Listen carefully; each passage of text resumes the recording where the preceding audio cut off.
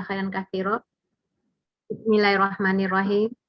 Assalamualaikum warahmatullahi wabarakatuh. Waalaikumsalam warahmatullahi wabarakatuh. Alhamdulillahilladzi allafa baina qulubina fa asbahna bi ni'mati ikhwana. Allahumma shalli wa sallim wa barik ala sayyidina Muhammadin wa ala alihi wa sahbihi ajmain wa ba'du. Allahumma inna nas'aluka ridhaka wal jannah wa na'udzubika min sakhatika wan nar. Amin ya rabbal alamin. Alhamdulillah kita dipertemukan kembali oleh Allah. Mudah-mudahan pertemuan ini membawa keberkahan untuk kita, dunia dan akhirat kita insya Allah. Mudah-mudahan dengan pertemuan ini berlipat pahala yang Allah berikan kepada kita dengan niat-niat kita yang baik insya Allah. Amin ya rabbal alamin. Kita doakan ya yang Allah berikan ujian, cobaan, musibah yang menimpanya, baik itu diri, keluarga, masyarakat, ya dari manapun, dimanapun. Semoga Allah angkat segera ujian, cobaan, musibahnya. Allah berikan ganti yang terbaik dan Allah berikan balasan pahala yang berlipat ketika musibah itu menimpa dirinya yang terkait dengan kehilangan jiwa atau nyawa, kehilangan harta, tempat tinggal dan lain-lainnya. Semoga Allah berikan ganti yang lebih baik lagi insya Allah. Amin ya rabbal alamin. Yang berkemampuan semoga Allah berikan keringanan, kedermawanan untuk membantu saudara-saudaranya insya Allah. Saat ini banyak sekali ya ujian musibah dan cobaan yang menimpa saudara-saudara kita di dalam negeri dan di luar negeri. Apakah itu musibah bencana alam atau musibah bencana yang terkait dengan penjajahan yang masih dirasakan oleh saudara-saudara kita di Palestina ya, di berbagai negara lainnya. Kita doakan untuk semuanya, semoga umat Islam dimanapun mereka berada, Allah berikan pertolongan, Allah berikan keberkahan, rahmat, dan kasih sayangnya, sehingga ujian musibah cobaan yang menimpa ini segera dihilangkan, insya Allah. Amin ya rabbal alamin. Amin. Hari ini kita membahas tentang fikih mengolah hati. Memang hati itu sulit diduga ya. Bahkan kalau kita mendengarkan berita-berita saat ini, itu yang luar biasa ya, cobaan hati itu ada yang tega itu membunuh dan membakar teman kerjanya karena dibully, ya dibully karena dikatain gendut dan segala macamnya.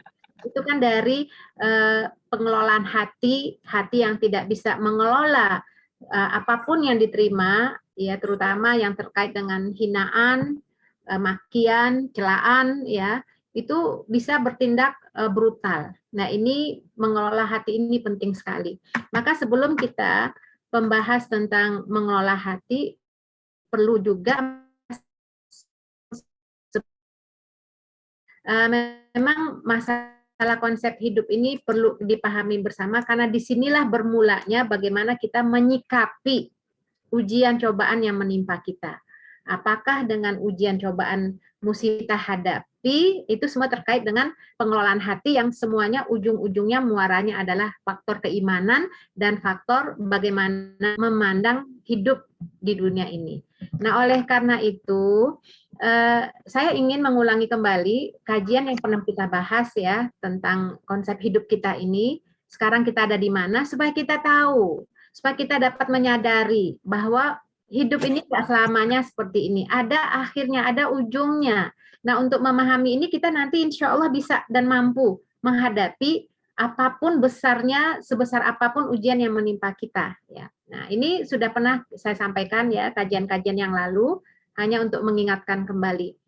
Fa inna dzikra tanfa'ul mu'minin. Mengingatkan saya dan kita semua. Ya, kita menyadari hidup kita ini, kita di mana sekarang? Kita masih di alam dunia. Perjalanan hidup kita masih panjang. Tentu ujian cobaan juga semakin banyak insya Allah untuk menghadapi ujian-ujian yang pasti akan datang ya, setiap orang pasti akan diuji. Kita masih di dunia nih. Allah alam kapan Allah akan panggil kita. Rahasia Allah, ajal itu adalah rahasia Allah. Nah, masih ada alam barzah, hari kiamat dan yaumul hisab. Nah, inilah tempat kita nantinya apakah surga atau neraka. Jadi hidup kita itu masih punya panjang perjalanannya, maka ujian itu pasti ada ya. Maka di sini kita membahas tentang mengelola hati, happy ketika dipuji, mungkin juga happy ketika dimaki ya. Artinya hati kita itu mampu kita kelola, ujian apapun yang kita terima, kita sanggup untuk menghadapinya sebesar apapun ya. Mudah-mudahan kita termasuk golongan yang selamat. Man ata biqalbin salim, insya Allah ya. Ini untuk mengingatkan kembali ya konsep hidup kita bahwa dunia ini adalah ujian. Coba kita bisa bayangkan ya, hanya dibully karena dikatain gendut misalnya, sampai tega membunuh orang. Nah ini kan, percayalah sebentar lagi. dan kita tahu ya bagaimana dengan perkataan itu bagi yang memahami cuma segitu aja sampai tega membunuh orang ya, itu karena mungkin imannya belum ada di hatinya atau imannya dalam keadaan turun. Nah, hidup di dunia ini ujian. Kita tahu semuanya memahami alladzi khalaqal mauta wal hayata liyabluwakum ayyukum ahsanu amala. Jadi hidup ini adalah kompetisi bagi orang beriman untuk meraih keridhaan Allah. Karena memang hidup dan mati ini adalah Allah yang menciptakannya, dan ini kita diuji oleh Allah ya. Wa nabluwakum bisyarri wal khairi fitnah wa ilaina turja'un. Allah akan menguji kita semua, baik ujiannya itu yang baik-baik saja atau yang buruk ya, celaan, hinaan, bully atau puji, disanjung-sanjung, atau ada orang-orang yang di sekitar kita suka menjilat-jilat gitu ya. Itu juga bagian yang memuji. Nanti kita akan bahas pujian itu apakah selalu buruk, tentu tidak ya, kita akan bahas itu. Inilah konsep hidup kita, pasti ada ujian dan cobaan. Maka ketika mendengarkan, mendapatkan ujian yang ya sebenarnya tuh lisan itu memang tajam ya, tapi bagi orang-orang yang beriman tidak akan dimasukkan ke dalam hati. Sebesar apapun sakitnya hati kita, pasti semuanya akan mengalami dan sudah mengalami ya, perkataan orang, hinaan orang, cacian orang ya. Kalau pujian udahlah gitu ya, tapi pujian juga bahaya karena rentan dengan ria. Nah itu juga sama bahayanya ya, dengan makian atau hinaan. Nah itulah hidup di dunia ini, semuanya ujian. Pasti Allah akan berikan ujian itu yang baikkah atau yang buruk. Apakah itu menyakitkan hati atau membesarkan atau meninggikan hati ya, itu semua adalah ujian. Al-Ankabut ayat 64 juga ya, wa ma hadhil hayatud dunya illa lahwun wa la'ib. Dunia ini ya senda gurau dan permainan, dan negeri akhirat itulah yang sebenarnya kalau kamu mengetahui, itu kata Allah ya. Jadi kita ini hanya banyaklah orang-orang, semua orang nggak luput dari komentar ya, komentator tuh banyak ya. Kita berbuat baik dicela, kita nggak berbuat baik juga dicela. Ini adalah ujian ya, dan setiap manusia pasti akan diuji ya. Ini yang 5 hal ini pernah kita bahas ya. Wala nabluwannakum bisyai'im minal khaufi wal ju'i wa naqsim minal amwali wal anfusi wat tamarat wa basyiris sabirin. Jadi ini adalah ujian-ujian. Ketika mendapatkan ujian kita mengucapkan inna lillahi wa inna ilaihi raji'un. Nah, ini kita pernah bahas ya, ujian manusia itu ketakutan, kelaparan, harta, jiwa, kekurangan buah-buahan atau apapun ya, perkataan itu juga depresi juga loh. Kita mendengarkan hinaan, makian, fitnah itu juga membuat manusia depresi, itu adalah ujian juga. Orang yang mendapatkan ujian berupa komentar-komentar atau fitnahan-fitnahan dari orang lain itu bisa-bisa nggak bisa tidur, bisa-bisa malah kalau nggak kuat imannya itu bisa bunuh diri, ya, pokoknya udah susah hidup gitu ya. Itu adalah bagian dari ujian yang pasti menimpa seluruh manusia. Nah, ujian itu adalah standarisasi keimanan, bukti keimanan. Kira-kira goyah nggak jiwanya, dirinya? Kira-kira apa tindakannya ketika mendapatkan ujian, misalnya difitnah gitu ya? Kita bisa bayangkan ya bagaimana ujian yang menimpa Ibunda Maryam alaihassalam. Beliau wanita baik-baik, berkhidmat atau beribadah ya di mihrabnya, nggak pernah berbuat maksiat, bahkan berjumpa dengan lawan jenis saja tidak pernah, bergaul dengan lawan jenis saja tidak pernah. Tiba-tiba Allah berikan ujian hamil. Ya, Allah memberikan takdir yang berat ya, hamil tanpa ada suami ya dari Allah. Kemudian kita bisa bayangkan ujian yang beliau terima, difitnah oleh orang-orang Yahudi. Perempuan ternyata ya, kedoknya aja alim ternyata ya. Nah, inilah ya ujian. Ya apalagi banyak sekali lah ya ujian-ujian yang menimpa. Kalau sekarang mah berkedok alim ternyata memang benar-benar buaya misalnya yang kita misalnya baca di berita ya, seorang yang menjadi pembimbing tahfiz Quran misalnya di Bandung ya, dia sampai menghamili santrinya. Itu kan juga bagian dari, ya kita bisa bayangkan lah bagaimana itu ujian. Itu kan kenyataan, itu pasti itu dan na'udzubillah min dzalik. Tapi Bunda Maryam adalah seorang wanita yang tohiroh, yang suci, difitnah macam-macam. Kalau ini memang udah orang bejat ya. Nah semuanya itu adalah ujian cobaan. Pasti semuanya itu tidak lepas dari komentar-komentar.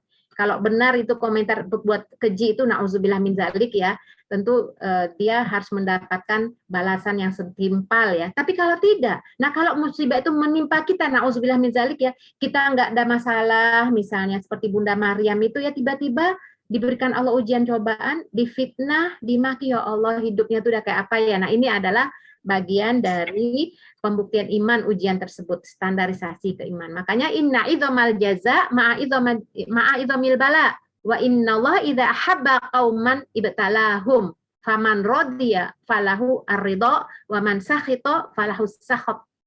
Pahala, besarnya pahala itu tergantung dari karena ujian yang berat. Jadi semakin besar tingkat keimanan, semakin kuat tingkat keimanannya, maka semakin berat ujian cobaan yang menimpanya.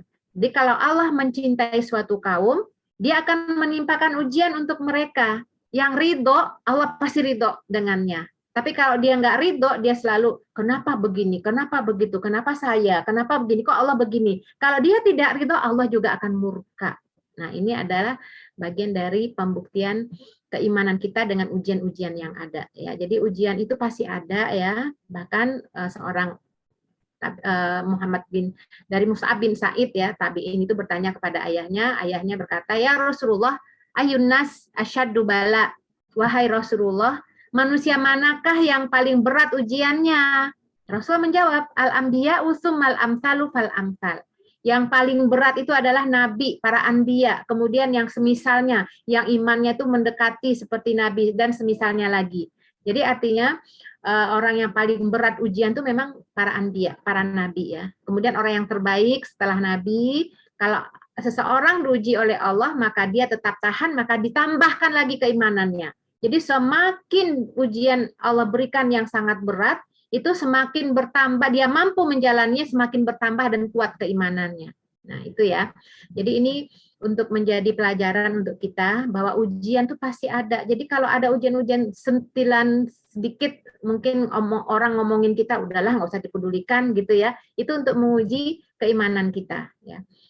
Nah ini menarik ini ya, bagaimana tadi ya ini ya, apa namanya, kita lihat tadi Mus'ab bin, jadi kan ini kan Rasul mengatakan ya bahwa yang paling berat itu ujian itu adalah para nabi. Nah kita lihat ya di dunia ini siapa yang paling baik akhlaknya, imannya, tentu Rasulullah ya, manusia terbaik. Nah kita bisa bayangkan manusia yang terbaik saja Rasulullah Shallallahu Alaihi Wasallam yang akhlaknya baik, bahkan rupa dan penampilannya bagus, itu paling sabar menghadapi manusia, sabar sekali ya. Kalau kita baca Sirah Nabawi, tetap saja ada orang yang membencinya. Nah itu Rasulullah ya, bagaimana orang yang terbaik saja masih diuji, dikatakan ahli sihir, tukang sihir, tukang tenun, dikata pembohong dan segala macam. Itu Rasulullah. Apalagi kita ini nggak ada apa-apanya. Ya. Nah ini kisah Luqman dalam mendidik anak ya. Sebaik apapun kita, itu sunatullahnya itu pasti ada yang suka dan pasti ada yang benci.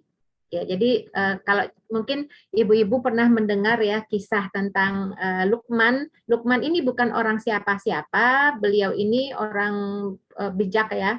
Bahkan ada yang menyebutkan beliau itu adalah tukang kayu ya, secara ekonomi biasa saja, bahkan berkekurangan, tapi beliau sukses sekali, bagus dalam mendidik anak, sehingga Allah abadikan nama beliau di dalam Al-Quran.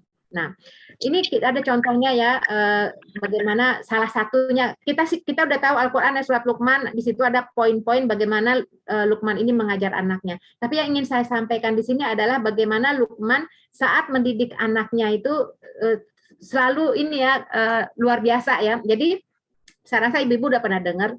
Jadi beliau ini mengajak anaknya ke pasar ya, dengan membawa tunggangan ya, keledai. Nah, beliau ini sebenarnya tujuannya untuk memberikan pengajaran kepada anaknya. Nah, awalnya Lukman ini yang naik keledai itu, ya, anaknya yang mengiringi. Nah, lewatlah beliau ini di suatu desa ya. Nah, orang-orang di situ kemudian berteriak, mencemoohkannya, bahkan memaki, tuh lihat tuh si bapak tega banget ya sama anaknya ya. Udara panas-panas begini anaknya disuruh jalan ya. Bapaknya yang enak-enakan naik di atas keledainya. Nah, apa kata Lukman? Catat anakku. Ya, artinya omongan orang tuh catat ya, gitu ya. Nah, artinya ini menjadi kondisi bapak naik keledai, kamu mengiringi, terus komentar orang-orang catat ya, gitu. Nah, kemudian gantian sekarang yang berjalan Lukman, anaknya dinaikkan di atas keledai. Nah, lewatlah mereka di suatu desa itu ya. Nah, orang-orang yang di desa itu juga komentar ya, mencemoohkan. Biasalah orang tuh apa yang dilihat itu dikomentari ya, kadang-kadang mencemooh, ya komentarnya tuh yang nggak enak lah ya. Apa kata orang-orang itu? Lihat ya zaman edan ya, contoh tuh anak durhaka tuh kayak begitu. Tuh lihat orang tuanya yang mengiringi anaknya enak-enakan naik keledai. Bapaknya yang udah tua tuh disuruh jalan kaki, udara panas seperti ini. Apa kata Lukman? Catat anakku. Ya, apa yang terjadi gitu ya, komentar orang-orang. Nah, sekarang anaknya disuruh turun. Kedua-duanya berjalan kaki ya. Jadi bertiga dengan keledainya beriring-iringan gitu ya. Artinya nggak ada yang naik keledai, semuanya tuh berjalan ya. Lewatlah di suatu desa, di suatu tempat itu. Orang-orang melihatnya, kemudian ya komentar juga, orang-orang mencemoohkan juga. Lihat tuh orang-orang bodoh, mereka capek-capek jalan kaki, sementara tunggangannya keledainya dibiarkan begitu saja, nggak dimanfaatkan, gitu ya. Komentar orang-orang seperti itu. Nah, kemudian Lukman mengatakan kepada anaknya, catat itu anakku. Ya, luar biasa nih si bapak memberikan pengajaran hidup kepada anaknya ya, bagaimana mengelola hati ya. Kemudian akhirnya mereka mencari bambu panjang. Sekarang keledai itu mereka panggul ya. Jadi mereka yang memanggul keledainya, lewat mereka di desa yang lain. Tuh orang-orang melihatnya tuh gila kali ya bapak sama anaknya, bukannya keledainya itu dinaikin malah ditunggangin. Nah, terus kemudian catat anakku apa yang dikatakan mereka. Nah, sekarang mereka berdua naik keledai ya, dua-duanya naik. Dicemoohkan juga. Jadi tidak ada satupun celah, semuanya itu selalu ada komentar, ada cemoohan dari orang-orang. Akhirnya setelah semuanya selesai, anaknya sudah melihat apa yang terjadi. Lukman berkata kepada anaknya, wahai anak-anakku, kalau engkau menuruti omongan orang-orang, maka tidak akan pernah benar apa yang kita lakukan. Maka kuatkanlah keyakinanmu, pasti ada pencinta dan pasti ada pembenci. Itu luar biasa. Jadi subhanallah nih, Lukman ini mengajarkan anaknya itu seperti bagaimana mengelola hati itu dengan langsung menghadapinya dengan kenyataan. Nih, kita begini, orang ngomong gini. Jadi selalu ada dalam kehidupan ini. Maka kuatkanlah hatimu, keyakinanmu. Selalu ada pencinta, selalu ada pembenci. Jadi Allah yang mengatur, hidup ini Allah yang mengatur ya.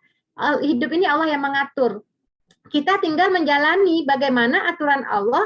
Apakah kita bisa jalani dengan penuh ketaatan atau tidak? Ya, orang lain kan hanya bisa melihat, hanya memberikan komentar. Apakah komentar itu baik atau komentar buruk, itu hanya orang bisa melihat. Yang penting adalah bagaimana kita dalam menghadapi hidup ini yang kita usahakan semaksimal mungkin mengikuti aturan Allah. Udah selesai, nggak peduli dengan apa yang orang katakan. Ya, sebaik apapun kita, itu sunatullahnya pasti ada yang suka dan pasti ada yang benci. Itu sudah sunatullah.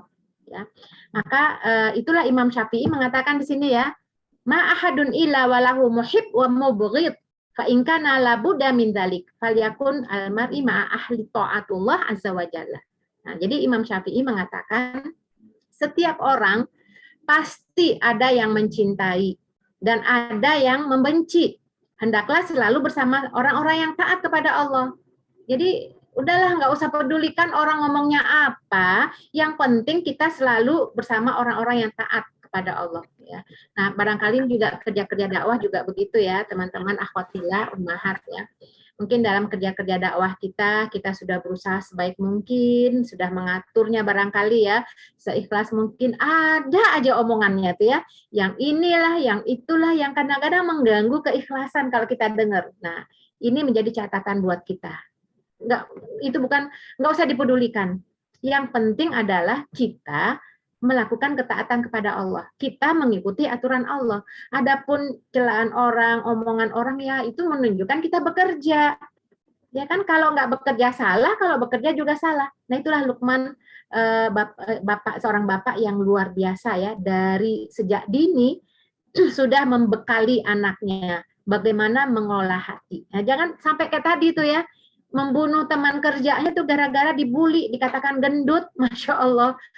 Kadang ada yang bunuh diri gara-gara mungkin kulitnya hitam, hidungnya pesek, gitu ya, selalu dibully sama temannya. Nah, dengan bekal-bekal ini, Bapak ini Luqman ini bagaimana mengajarkan kepada anaknya untuk menjadikan memiliki hati yang tangguh ya, kokoh ya, tidak tahan banting dengan cemoohan dan makian ya, tidak ya istilahnya itu kalau istilah sekarang itu ya, kalau mengolah hati ini tidak dipuji tidak terbang ya, dihina tidak tumbang, begitu ya istilahnya ya, dipuji tidak terbang, dihina tidak tumbang. Nah inilah Luqman memberikan pelajaran kepada anaknya ya. Nah, Imam Syafi'i juga mengatakan ya, ridhon nas ghayatul la tudrik fa alaika bima yuslihaka falzamahu ya. Ridho manusia itu adalah tujuan yang tidak akan pernah bisa tergapai. Tetaplah berbuat baik dan istiqomahlah ya.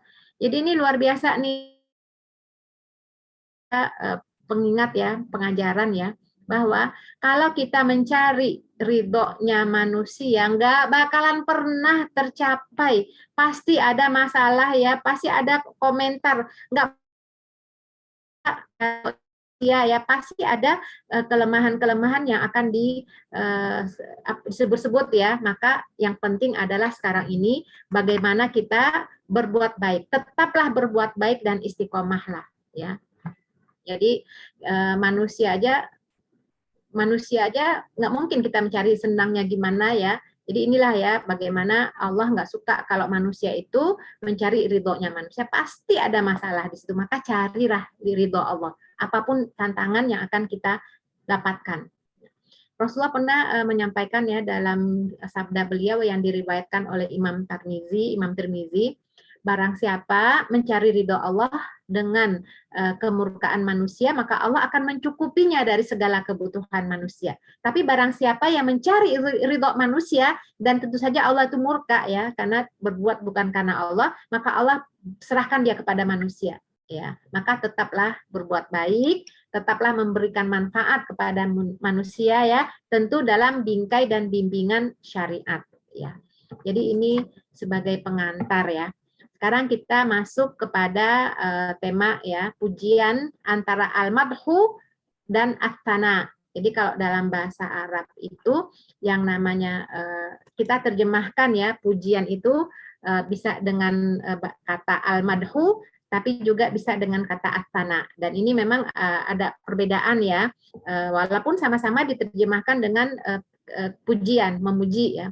Rasulullah SAW itu mencela orang yang memuji al-madhu dalam sabda. Jadi dalam sabda ini Rasulullah memakai kata al-madhu bukan as-sana ya. Idza ra'aitumul maddahin fahtu fi wujuhim turab. Kita sering mendengarkan kata-kata ini ya. Kalau kamu mendengar orang yang memujimu, kalau kamu dipuji, maka taburkanlah debu di wajahnya. Kan suka gitu ya, nggak boleh lo muji-muji orang. Kalau yang muji-muji, udah lemparin pakai debu. Suka begitu ya, kita sering mendengar itu ya. Atau dalam hadis, amarona Rasulullah SAW an-nahtiya fi wujuhil maddahinat turab. Rasulullah memerintahkan kami untuk menaburkan tanah di muka orang yang memuji-muji. Nah, di sini pakai kalimat al-madhu. Al-madhu ya. Jadi al-madhu ini adalah pujian.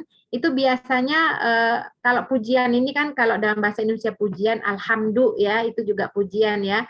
Itu biasanya kan bentuk penghargaan dari orang lain kepada orang yang dia pujinya ya. Kadang-kadang disampaikan dengan cara berlebihan ya. Bisa jadi karena yang dipuji itu karena prestasinya, bisa jadi memuji itu karena kelebihan-kelebihan lah ya, karena mungkin cantiknya. Nah, dalam Islam tuh boleh memuji ya, tapi kaitannya pujian yang merupakan apresiasi. Jadi memberikan apresiasi ya. Cuman jangan sampai pujian itu membuat terlena sehingga nanti memunculkan bahaya yang sangat besar, yaitu munculnya riya, ya, sombong. Nah, jadi disinilah kita lihat bagaimana perbedaan al-madhu wa tsana di sini ya. Nah, kalau yang dicela Rasulullah di sini ini al-madhu kan, al-madhu ini memuji ya. Itu kalau bisa kita terjemahkan tambahannya ya ke dalam bahasa Indonesia, al-madhu ini juga bisa diartikan penjilat ya, penjilat, karena memuji seseorang itu tanpa memandang orang itu berbuat baik atau berbuat buruknya. Jadi ini al-madhu. Jadi bentuk pujian yang diberikan kepada seseorang yang telah berbuat baik atau tidak. Jadi dia muji aja dia mau berbuat baik atau tidak, atau mungkin orang yang sebenarnya orang jahat tapi dipuji aja. Ya, orang yang akhlaknya jelek ya. Nggak ada rasa tidak ada rasa mahabbah, ada rasa cinta ada dari hati, tidak ya. Jadi maksudnya itu ada ingin istilahnya itu mengangkat-angkat untuk PDKT gitu ya. Ya sama dengan penjilat gitu ya. Nah, Imam Ghazali menyebutkan bahwa bahaya yang ditimbulkan pujian itu bisa menyebabkan terjadinya riya atau takabur ya. Jadi bisa sebagai penjilat, jadi biar orang yang dipuji itu bisa memberikan sesuatu kepada yang memuji, bisa juga tidak mengharapkan itu, tapi dengan pujian yang berlebihan itu menyebabkan orang yang dipuji menjadi riya. Nah, itu al-madhu ya, istilah al-madhu. Nah, sedangkan asana ini bentuk pujian terhadap kebaikan, pujian tulus ya, sama dengan hamidah itu alhamdu. Nah, itu masuk dalam asana ya. Rasulullah SAW telah memerintahkan umatnya agar membalas kebaikan orang lain ya. Nih, man suni'a ilaihi ma'rufun falyajzihu fa illam yajid ma yajzihi falyusni alaihi. Nih, tanah ya. Fa innahu idza asna alaihi faqad syakarahu wa in katamahu faqad kafarahu. Ya. Barang siapa diperlakukan dengan baik oleh seseorang, ya, barang siapa yang diperlakukan baik oleh seseorang, ya, atau memberikan sesuatu atau apalah, pokoknya perlakuan baiklah, hendaklah dia membalasnya. Apakah diperlakukan baik atau diberikan hadiah atau apa sajalah merasa diperlakukan baik ya, maka harus dibalas. Apabila dia tidak mendapatkan sesuatu untuk membalasnya, enggak, misalnya memberikan sesuatu dibalas dengan sesuatu, enggak ada juga, maka hendaklah dia memujinya. Jadi di sini diperintahkan untuk asana ya, memujinya. Jika ia memujinya, dia telah berterima kasih kepadanya. Namun jika ia menyembunyikannya, tidak berterima kasih atau memujinya, berarti ia telah mengingkari kebaikannya. Jadi memberikan apresiasi sebenarnya ya, kalau kita bisa mengatakan asana ini ya, apresiasi. Jadi boleh diberikan kepada orang yang telah berbuat baik, atau artinya untuk memberikan balasannya itu perlu ya, dengan bisa memberikan yang setimpal ataupun dengan memujinya ya. Jadi Imam Nawawi di sini menjelaskan bahwa di sini ya. Jadi Imam Nawawi itu menjelaskan bahwa memuji itu perbuatan yang tidak dilarang, boleh aja ya, selama tidak membawa madarat. Nah, pujian itu ya disebut dengan apresiasi. Nah, ini sebenarnya penting ya, apresiasi ini penting. Apalagi terhadap anak-anak kita ya, anak-anak yang kurang apresiasinya itu biasanya mereka mencari perhatian ya dengan cara yang lain. Jadi apresiasi ini penting ya. Itu yang disebut dengan sana ya. An Jabir bin Abdillah qala Rasulullah SAW ya, man utiya atau fawajada falyajzi bihi fa illam yajid falyusni bihi. Ini tadi udah ya. Barang siapa yang diberikan sebuah hadiah, ia lalu mendapatkan kecukupan, maka hendaknya membalasnya ya. Jika tidak, maka pujilah ya. Barang siapa yang memujinya, maka dia telah bersyukur. barang siapa yang menyembunyikan dia telah kufur. Jadi cara membalas kebaikan ya dan pemberian orang lain itu ada 4. Pertama, membalas pemberian tersebut ya, supaya tidak ada namanya utang budi ya. Kan kadang-kadang orang kalau udah utang budi ngasih terus nggak apa, kalau orang kalau sudah utang budi itu akan repot lah nantinya ya. Jadi balas pemberian tersebut pertama. Kalau nggak punya, maka pujilah orang tersebut ya. Nah, pujiannya itu yang ketiga dengan apa? Jazakallahu khairan, atau kalau untuk laki-laki jazakallah, kalau untuk perempuan jazakillah. Jadi kamu laki-laki Kak, kamu perempuan Ki, jazakillah. Kalau mau semuanya rata ya jazakumullah ya. Karena bingung pakai kalimat jazakillah apa jazakallah, ya udah jazakumullah khair ya. Nah, kemudian yang keempat apa? Doakan dia ya.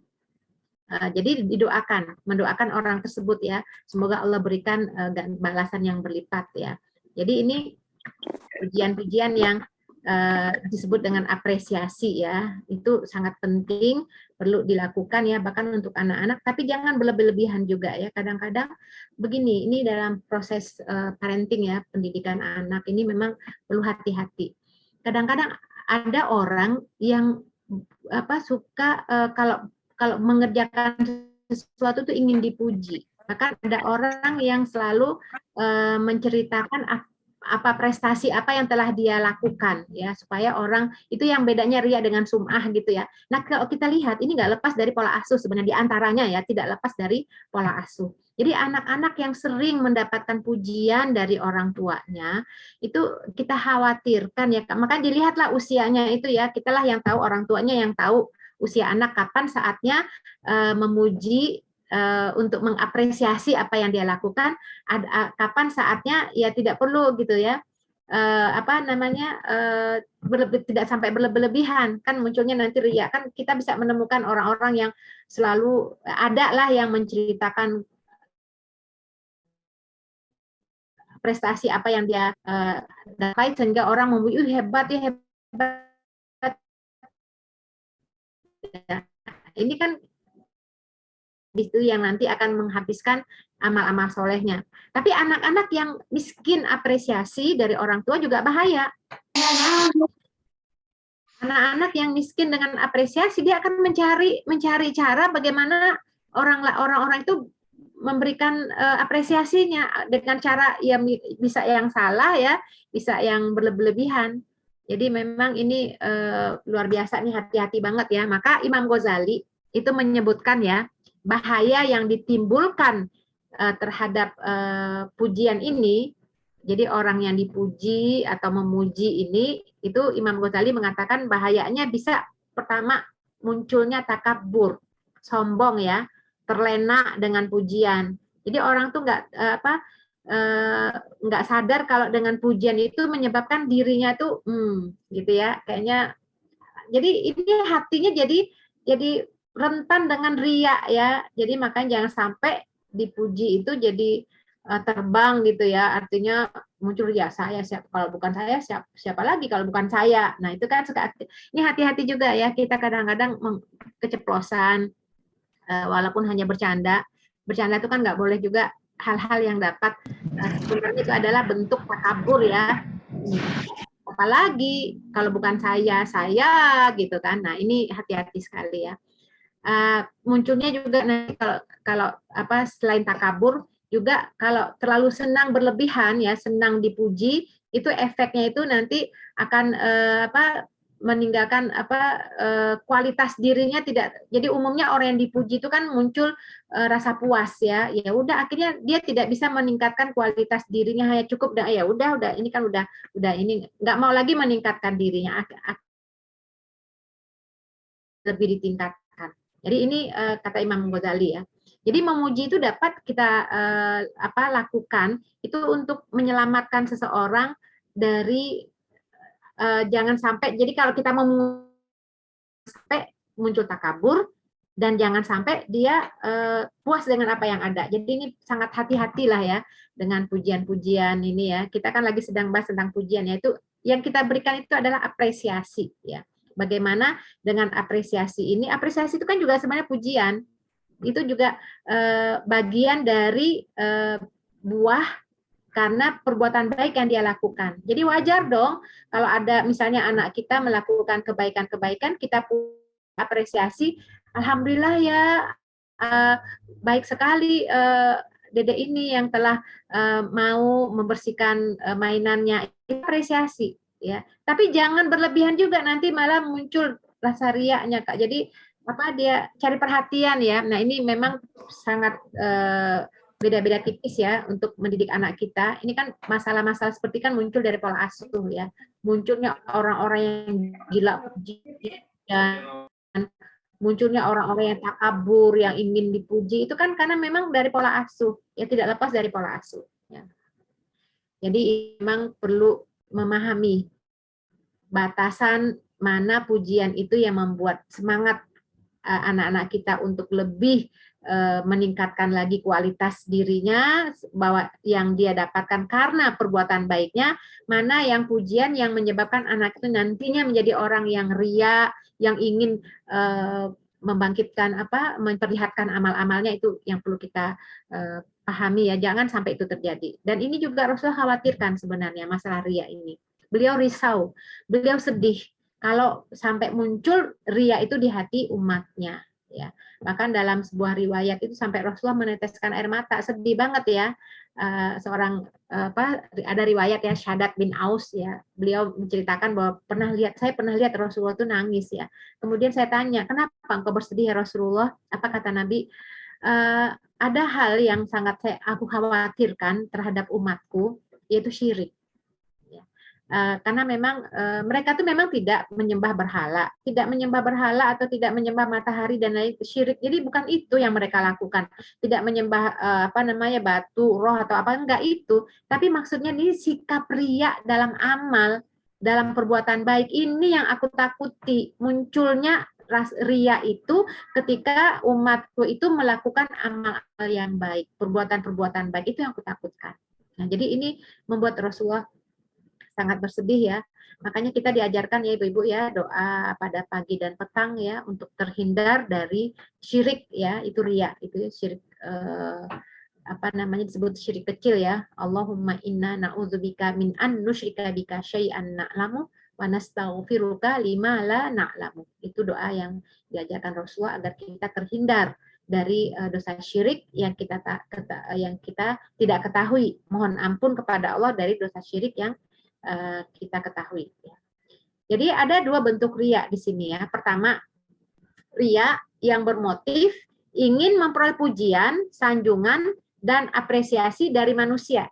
Nah, ini riya ini yang paling rusak dan tercela. Jadi riya ini, riya yang artinya yang ingin mendapatkan sanjungan, pujian manusia atau apresiasi, itu tujuannya itu hanya manusia, agar orang-orang gitu ya melihat atau menilai atau memuji atau memberikan apresiasi atau kita lakukan karya apa yang telah kita perbuat, prestasi apa yang kita peroleh. Jadi tujuannya itu hanya manusia. Nah, itu sangat bahaya ya, itu paling bahaya. Nah, itu riya yang pertama. Yang kedua ini adalah motifnya itu tidak hanya selain minta sanjungan dan pujian manusia, tapi juga sekaligus sebenarnya mengharap ridho Allah gitu. Jadi mengharapkan ridho Allah juga, tapi juga ingin juga mendapatkan pujian manusia. Nah, ini memang masih lebih ringan daripada yang semata-mata pujian manusia itu ya. Jadi ini yang kita khawatirkan. Makanya hati-hati kalau memuji atau dipuji, atau itu bagaimana Rasulullah mengatakan ya, seseorang yang berbuat baik bukan karena taat kepada Allah, tapi dia ingin memperoleh pujian kepada manusia, itu sebenarnya dia tidak taat kepada Allah. Itu bukan orang yang taat kepada Allah. Ya, kalau dia berbuat apapun, walaupun dengan ibadah-ibadah, tapi yang dia tuju adalah pujian manusia, itu bukanlah orang yang taat. Ya. Jadi ini pujian atau apresiasi. Ya. Memang faktor yang mendorong orang berbuat riya itu diantaranya ya ada 3 ya faktor yang membuat orang riya. Pertama, karena memang senang dipuji. Ya. Kedua, takut dianggap tidak memiliki kapasitas ya, dianggap rendah di dunia ya, dianggap tidak memiliki standar rata-rata orang lain ya, artinya takut diremehin gitu. Terus yang ketiga, berharap kepunyaan orang lain, maksudnya mengharapkan sesuatu yang lebih dari itu yang apa dimiliki oleh manusia ya. Jadi berharap itu penjilat tadi ya, penjilat sama dengan penjilat. Dia sengaja memuji orang, artinya kan dia juga nanti dipuji tuh dia, jadilah dia munculnya faktor riya di sini. Nah, ini pujian karena pujian. Jadi pujian ini sangat berbahaya apabila tidak ditempatkan pada tempatnya. Ya, pujian itu yang astana itu kalau untuk apresiasi itu boleh. Apresiasi ya, mengapresiasikan misalnya gini,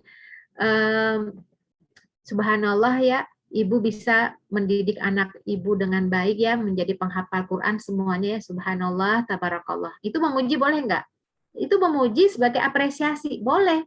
Nah, yang jadi masalah adalah ketika kalau orang memuji boleh, jadi nggak perlu tuh ya, kalau ada misalnya orang yang memuji subhanallah anak ibu udah hafal Quran ya, terus kita ambil debu kita siram, nggak boleh kata Nabi memuji. Nah itu bukan pada tempatnya, nggak seperti itu boleh, apresiasi itu boleh ya, memuji seperti itu boleh ya, itu pujian yang tulus kok ya, pujian yang memang boleh, wajar ya, karena prestasi sebagai seorang ibu yang mampu mendidik anaknya sehingga menjadi penghafal Quran itu nggak ada masalah ya. Justru kita harus banyak belajar. Bahkan kita bertanya gimana sih caranya mendidik anak bisa hafal Quran ya. Kasih tahu lah tips-tipsnya. Itu kan boleh. Padahal kan satu sisi itu kan memuji sebenarnya.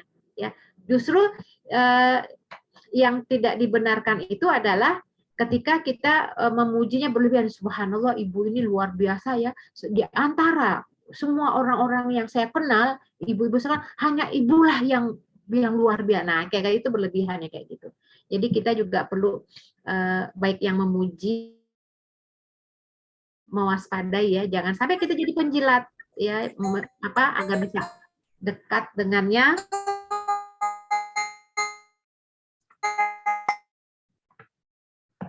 Suara apa?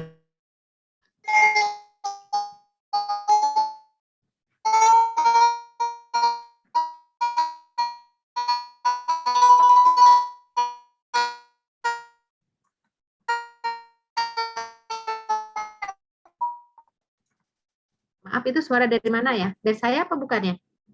Bukan, Ustazah. Dari Ibu Santi Nurul Husna ini. Nggak bisa di unmute ya? Iya, nggak bisa di-mute sama kita Nggak ya. bisa di unmute. Oh ya udah, saya lanjutkan deh.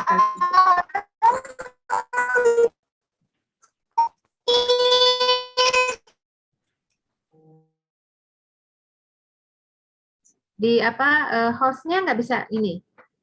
Iya. Iya. Kayak Asmet ya. Iya.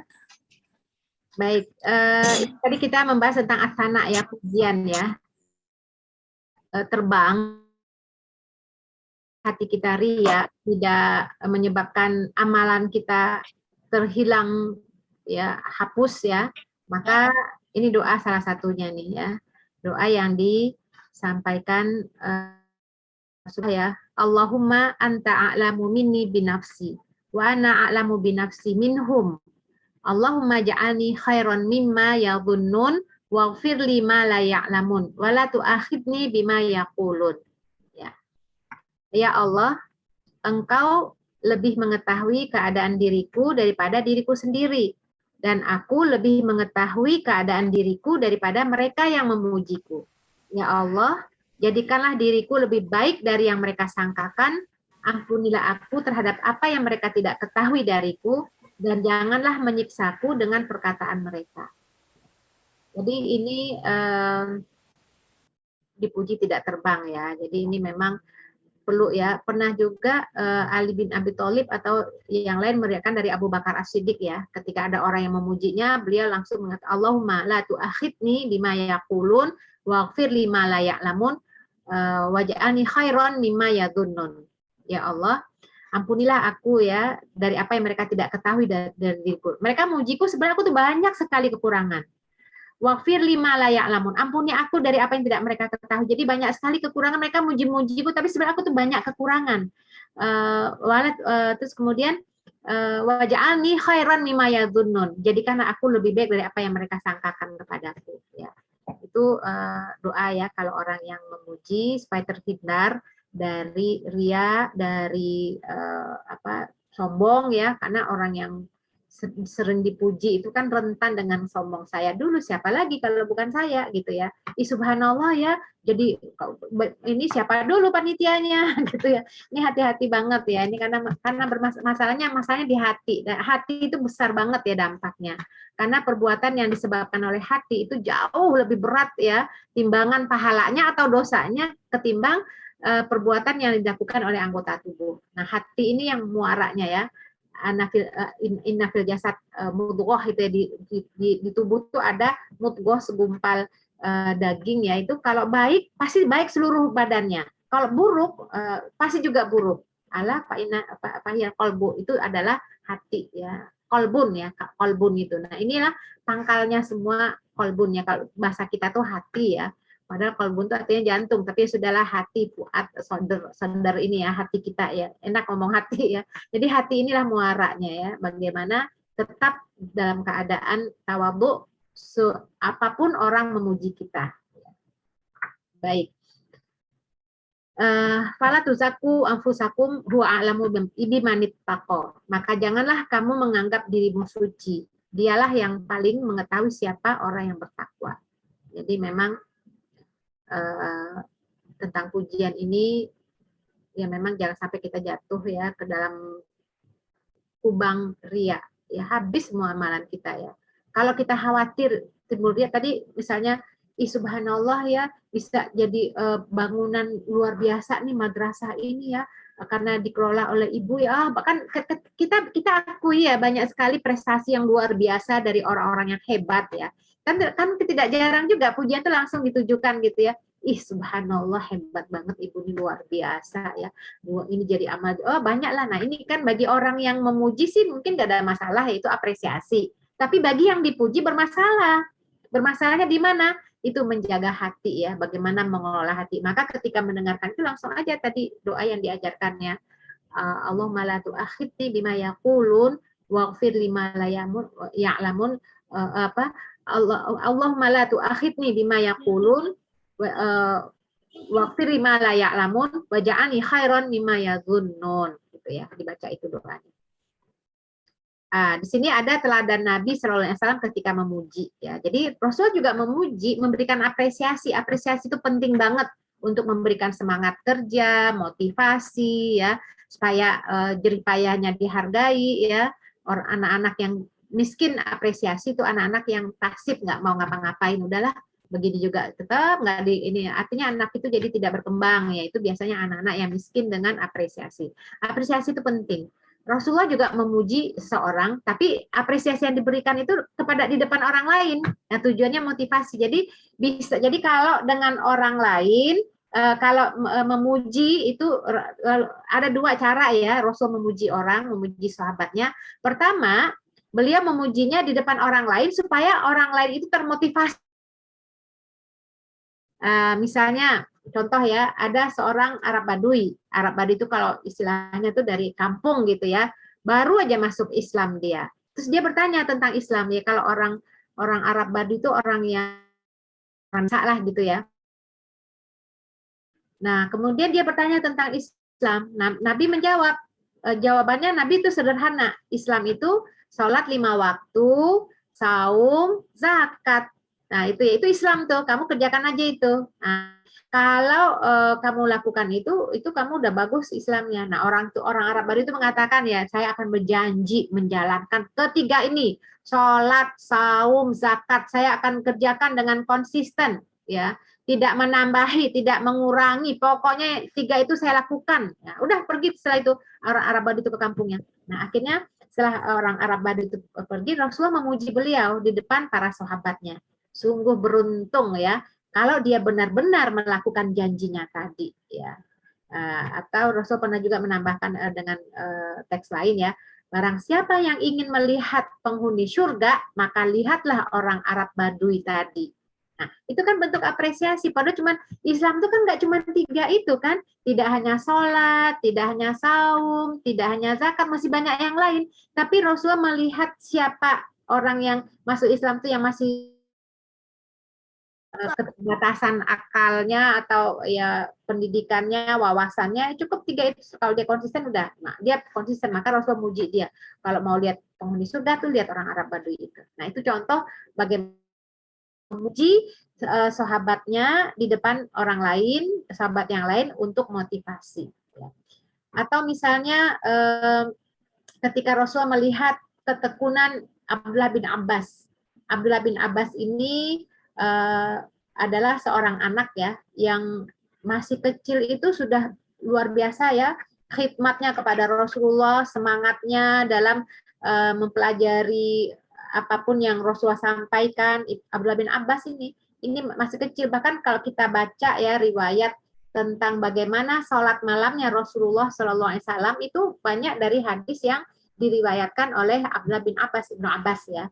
Beliau masih kecil tuh, jadi beliau sampai mau nginep segala gitu ya, ingin lihat bagaimana Rasulullah qiyamul lailnya. Nah, Rasulullah dalam melihat bagaimana minat dan ketekunan Abdullah bin Abbas ini dalam memahami Islam ya, dalam mendalami tafsir Al-Qur'an, dalam konsentrasinya ya dan pengamalannya terhadap ilmu dan diamalkannya itu saking luar biasanya nih. Abdullah bin Abbas masih kecil, dia masih bocah lah gitu ya. Rasul memujinya, tapi pujian Rasul itu apa? Bentuk doa ya. Jadi Rasul itu memuji di depan orang lain dan di depan orang itu dengan bentuk doa. Allahumma faqihhu fiddin wa alimhu ta'wil. Jadi Rasulullah meletakkan tangannya di dada Abdullah bin Abbas ya Allah, jadikan dia ahli dalam ilmu agama dan ajarkanlah dia takwil ya, ilmu tafsir ya Al-Qur'an. Jadi itu pujian Rasulullah ya. Karena ketekunan Abdullah bin Abbas. Jadi memujinya di depannya tapi didoakan. Ya, jadi supaya tidak muncul rasa riya ya atau takabur, munculnya sombong, didoakan. Nah, begitu juga dengan Abu Hurairah. Rasulullah juga melihat bagaimana khidmat Abu Hurairah dalam mengumpulkan hadis, dalam menghafal, itu beliau lantas berdoa kepada Abu Hurairah ya agar dikaruniakan umur yang panjang, kemudian berkah ya dalam kehidupannya. Jadi lontaran dan banyak hartanya, Allah ma'aktir malahu wa barik auladahu ya Allah, banyakkan hartanya, berkahi anaknya, panjangkan usianya. Jadi didoakan. Nah, jadi bentuk pujian yang kita sampaikan di hadapan orang lain karena prestasinya sebagai apresiasi kita itu boleh dilakukan dalam bentuk mendoakannya. Ya. Jadi doa itu kan kita tahu ya kalau doa itu kan harapannya mudah-mudahan berkah, kan kita suka gitu ya pakai bahasa Indonesia juga, nggak mudah-mudahan berkah ya hartanya ketika kita memberikan pujian kepada orang yang berinfak, mudah-mudahan keluarganya juga diberikan keberkahan, anaknya menjadi anak yang soleh solihat ya. Jadi itu boleh itu. Jadi pujian dalam bentuk doa. Terus kepribadian yang tidak merusak niat ya, tidak membunuh karakter seseorang ya. Pujian ini pujian yang baik ya. Justru yang tidak baik itu adalah pujian yang mengangkat luar biasa ya, punya harta luar biasa ya, itu tuh disanjung-sanjung itu bahaya itu. Makanya masukkanlah, selipkanlah doa ya agar orang yang kita puji ini semangat untuk melakukan kebaikan, dan doa-doa ini juga kalau kita mendoakan orang kan doa itu berbalik ke kita juga ya, insya Allah. Nah itulah teladan Nabi ketika memuji sahabatnya ya. Bisa memujinya di hadapan orang lain untuk motivasi atau langsung tapi dalam bentuk doa. Nah sekarang kita beralih ke hinaan, makian, celaan ya. Nah, tadi kan kita hati itu kan kalau maunya dipuji-puji terus. Nah, kalau udah dipuji-puji akhirnya nyambung ya, akhirnya muncul riya. Nah, kita udah bahas tadi ya bagaimana pujian tersebut. Nah, sekarang hinaan. Orang yang terlalu dihina itu kan juga bisa dampaknya itu. Bulian itu kan, anak-anak yang dibully itu kan sampai ya kita lihat bagaimana sampai ada yang bunuh diri, itu karena memang belum siap dirinya, hatinya menerima bully. Perlu ada keimanan yang ditanamkan sejak dini ya. Sebagaimana tadi Lukman mendidik anaknya masih bocah, masih kecil itu ya, langsung berhadapan dengan tantangan, kemudian jadi benar-benar kokoh kuat dia ya, hatinya tuh mantap banget ketika mendapatkan ujian-ujian tersebut ya. Jadi dia bisa menghadapi kenyataan gitu ya. Nah, di sini Islam melarang penghinaan. Dalam surat Al-Hujurat ayat 11 ya. Jelas ya, ya ayyuhalladzina amanu la yashar qaumun min qaumin ya. Jadi di sini khitabnya kepada orang-orang yang beriman. Janganlah sekumpulan orang laki-laki mencela ya, sukhriya ya. Jadi sukhriya ini kalau dalam bahasa terjemahan di sini mencela ya. Jadi sukhriya ini maksudnya adalah sikap merendahkan orang lain dan menghina mereka. Itu sukhriya ya. Yashar sukhriyah atau sihriyah, sahoro itu kan tulisan sin horo. Nah, kalau diterjemahkan itu di terjemahan disebut mencela ya, mencela. Padahal maksudnya di sini adalah seluruh sikap perbuatan ditujukan untuk merendahkan orang lain dan menghina. Itu sihriyah ya. Nah, ada hadis sahih riwayat Imam Muslim itu menjelaskan la yadkhulul jannah man kana fi qalbihi mithqalu dzarratin min kibr. Qala rajulun inna rajula yuhibbu ayyakuna thawbuhu hasanan wa na'luhu hasanan. Qala innallaha jamilun yuhibbul jamal al-kibru batarul haq wa ghamtun nas. Tidak akan masuk surga orang yang di dalam hatinya terdapat kesombongan sebesar biji sawi. Nah, ada yang bertanya, bagaimana kalau orang yang suka pakai baju dan sendal yang bagus ya Rasulullah? Allah tuh indah, suka keindahan. Jadi maksud sombong itu adalah menolak kebenaran, ya. Di sini disebut batarul haq dan maksudnya meremehkan orang lain. Itu ghamtun nas. Jadi itu meremehkan tuh bagian dari la yashar. Janganlah kalian yashar, janganlah kalian mencela apapun ya. Jadi ini umum, seluruh bentuk celaan tuh nggak boleh ya. Apakah dicela karena kemiskinannya, karena perbuatan dosanya, karena fisiknya, itu jelas seluruh bentuk celaan apapun tidak dibenarkan. Nah ini kadang-kadang tanpa kita sadari ya, kita suka mencela bahkan anak kita. Maka lahirlah anak-anak yang suka membuli temannya. Mungkin tulisannya jelek ya, tulisannya jelek, kita katakan tulisan cakar ayam jelek, itu tuh celaan loh, itu nggak boleh itu. Jadi tidak, alangkah naifnya ya seorang ibu yang ingin anaknya menjadi anak yang soleh solihat, tapi yang dia dapatkan, anaknya yang dapatkan itu adalah celaan. Ih badannya udah gendut amat nih, ih hidungnya pesek ya, itu nggak boleh loh. Itu kan penghinaan ya.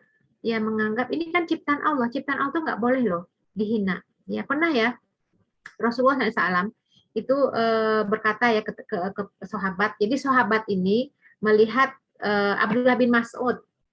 Abdullah bin Mas'ud ini beliau ini lagi mengambil ranting di untuk dijadikan siwak, pohon siwak gitu. Jadi lagi manjat ya pohon manjat pohon tersebut, itu ngambil rantingnya siwak ya untuk dijadikan siwak. Terus ada angin ya kan kita tahu ya kalau dulu para sahabat kan pakainya gamis ya.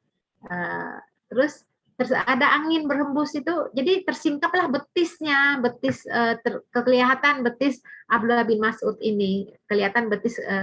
Terus betisnya itu kecil karena orangnya kurus. Jadi Abdullah bin Mas'ud orangnya kurus ya.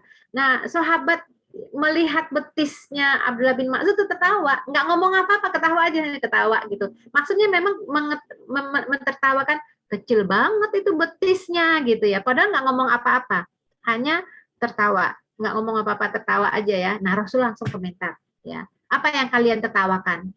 Nah, barulah mereka ngomong, ya Rasulullah itu kecil banget ya betisnya si Abdullah bin Mas'ud, kurus gitu. Itu yang membuat ketawa. Ternyata Rasul tidak menganggap ini sepele. Apa kata Rasul? Demi Allah yang jiwaku, wallah demi Allah yang jiwaku berada di tangannya, Sungguh kedua betis betisnya Abdullah bin Mas'ud itu lebih berat di timbangannya daripada Gunung Uhud. Jadi Rasul tuh nggak main-main. Rasul tuh melihat, cuman sahabat itu kan komentarnya ketawa aja, kecil banget ketawa, nggak nyangka ya orang kirain gede gitu ya, nggak taunya kecil ketawa. Jadi hadis ini menunjukkan ya, sabda Nabi ini menunjukkan bahwa menghina fisik seseorang itu adalah haram. Menghina fisik itu adalah haram.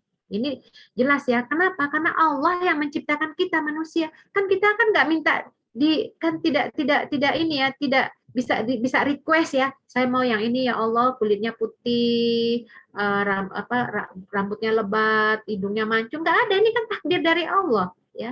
Jadi ini masalah-masalah ketentuan fisik ini itu dari Allah. Allah yang menciptakannya. Maka nggak boleh kita menghina fisik. Itu kan membuli ya, nggak boleh. Itu haram. Jadi di sini ya ayyuhalladzina amanu la yashar.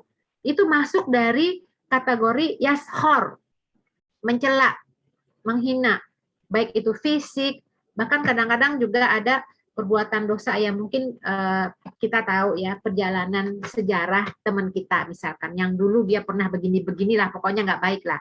Nah, mungkin dia udah tobat. Kemudian bersama-sama kita dalam aktivitas dakwah atau amalia. Terus dia mendapati posisi, ya ada posisinya lah misalnya ya, sebagai apa gitu ya. Nah di hati kita nih manusia tuh jeleknya gitu, ingatnya masa lalu kan, dulu kan dia begitu, dia kan dulu begitu kok jadi ini sekarang ya, itu kan dulu. Makanya nih hati-hati juga, jangan sampai kita menjudge orang itu seperti dulu, kan sekarang dia udah berubah. Ya, makanya Rasulullah SAW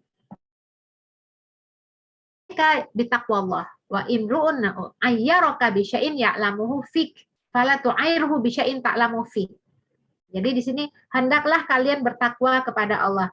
Jika seseorang mencelamu, ketahui memang ada pada dirimu, maka jangan engkau balas celaannya. Jadi kalau misalnya orang mencela kita gitu ya, terus memang kita pernah melakukannya dulu, nggak usah dibalas ya. Itu ya ini kan akibat dari perbuatan kita ya, ini kan memang ini kata Nabi itu akibat dari perbuatan yang kamu lakukan ya, itulah kamu terimalah gitu ya. Tapi kalau kamu tidak seperti apa yang mereka katakan, yang mereka tuduhkan, maka kamu tetap jangan balas, karena kamu akan mendapatkan pahalanya ya. Jadi jangan dibalas dengan cacian juga. Kamu akan dapat pahalanya. Jadi orang yang mencaci kita, mencela kita, membuli kita, menghina kita, dia pahalanya dia akan diberikan kepada kita. Jadi nggak usah dibalas. Ya. Jadi di sini kita lihat ya, bagaimana Rasulullah SAW itu melarang orang mentertawakan orang lain. Nggak boleh mentertawakan apapun kondisinya. Ya. Bahkan ini kata Abdullah bin Zam'ah ya, Rasul itu melarang bahkan sesuatu yang keluar dari dalam tubuh pun nggak boleh diketawain. Misalnya mohon maaf kentut. Kan suka tuh kan sebenarnya sepele banget ya. Mungkin ada orang yang kentut sembarangan gitu ya. Pas yang lain tahu kan ketawa ngakak ya, gitu ya. Kenapa diketawa ngakak? Kenapa gitu ya? Itu mungkin orang nggak sengaja. Kenapa diketawakan? Itu tujuannya itu kan meremehkan ya. Itu pun dilarang oleh Rasulullah SAW. Ih, bau banget kentutnya gitu ya. Tujuannya apa? Ya udah, kalau memang bau ya sudah, nggak usah ya. Nah ini ucapan, ini ya bagaimana Islam menjaga kebersihan hati ya. Saya ingin sampaikan ya bagaimana Rasul menjaga perasaan saudaranya ya. Misalnya dalam hal wudhu, itu kan pernah dalam riwayat itu Rasulullah menyuruh sahabat berwudhu kembali setelah memakan makanan yang dimasak ya. Ya padahal kan kita tahu yang membatalkan wudhu itu bukan makan kan, yang membatalkan wudhu itu kan sesuatu yang keluar dari kubul dan dubur. Nah tapi ini Rasul mengatakan berwudhulah kalian. Nah, itu ada sababul wurudnya. Sababul wurudnya itu ketika lagi berkumpul makan Rasul dan para sahabat sedang makan ya, itu ternyata ada yang kentut, salah seorang sahabat kentut. Nah kan karena memang Rasulullah kan melarang ya, nggak boleh mentertawakan sesuatu yang keluar dari dalam tubuh tuh nggak boleh. Nah kan jadi sahabat kan nggak berani, diam aja. Tapi dengar ada yang kentut, mau ketawa nggak boleh kan, pada diam.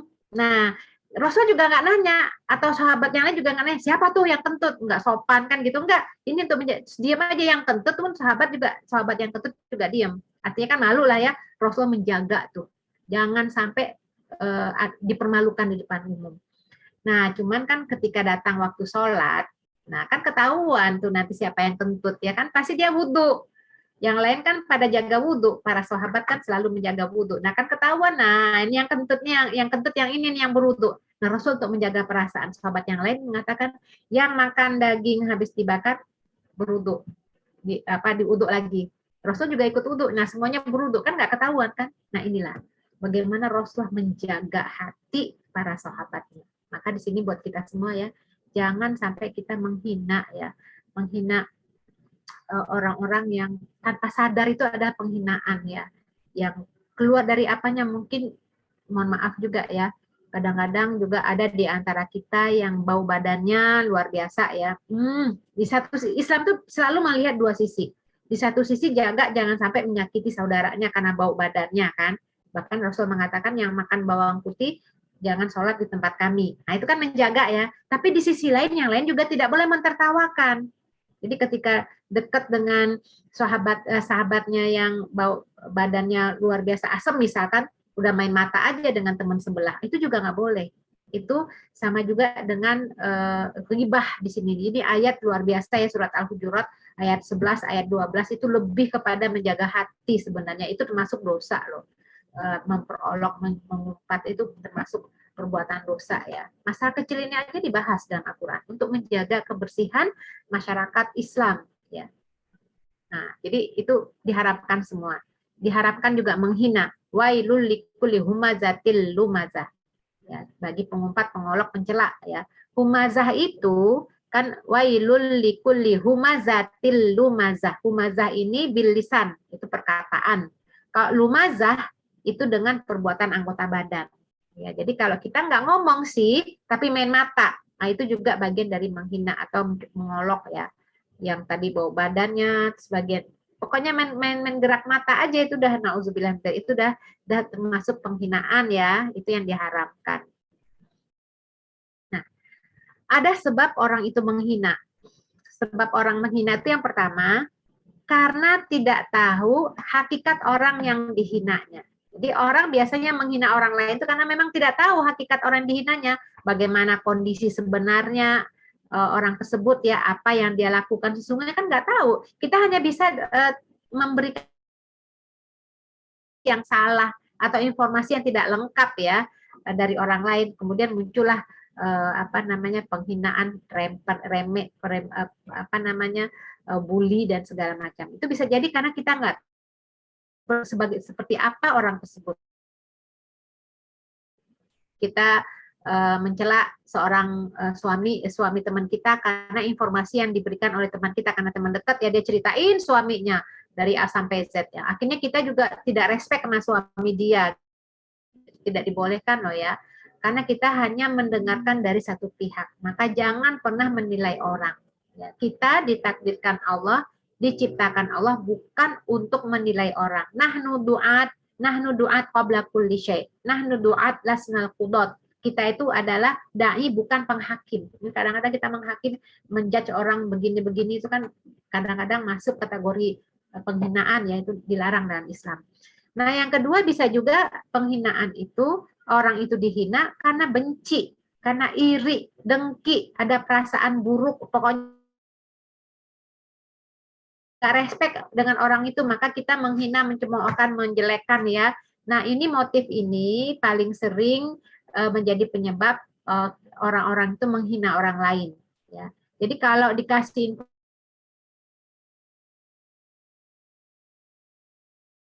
benar yang menyeluruh, nggak akan kita mencela ya orang-orang soleh gitu ya. Wah, makiannya, hinaan, kita kasih yang informasi yang benarnya nggak akan ngaruh buat mereka, karena memang mereka memberikan penghinaan, melontarkan penghinaan itu berdasarkan memang dengkinya, karena bencinya mereka, jadi nggak berpengaruh sedikit pun kita berikan informasi yang utuh pun tidak mengaruhinya ya. Jadi bisa juga karena sombong atau merasa diri lebih. Ya, kalau orang menghina itu kan biasanya ada rasa dicela lah ya, dihina ya, mungkin merasa mentang-mentang ganteng, tahu ya, orang yang sombong itu tidak akan masuk surga. Bahkan terhadap tidak boleh ya, tidak boleh menghina perbuatan orang. Ya maksudnya mencaci orang yang berbuat misalnya kadang-kadang setan menggoda kita.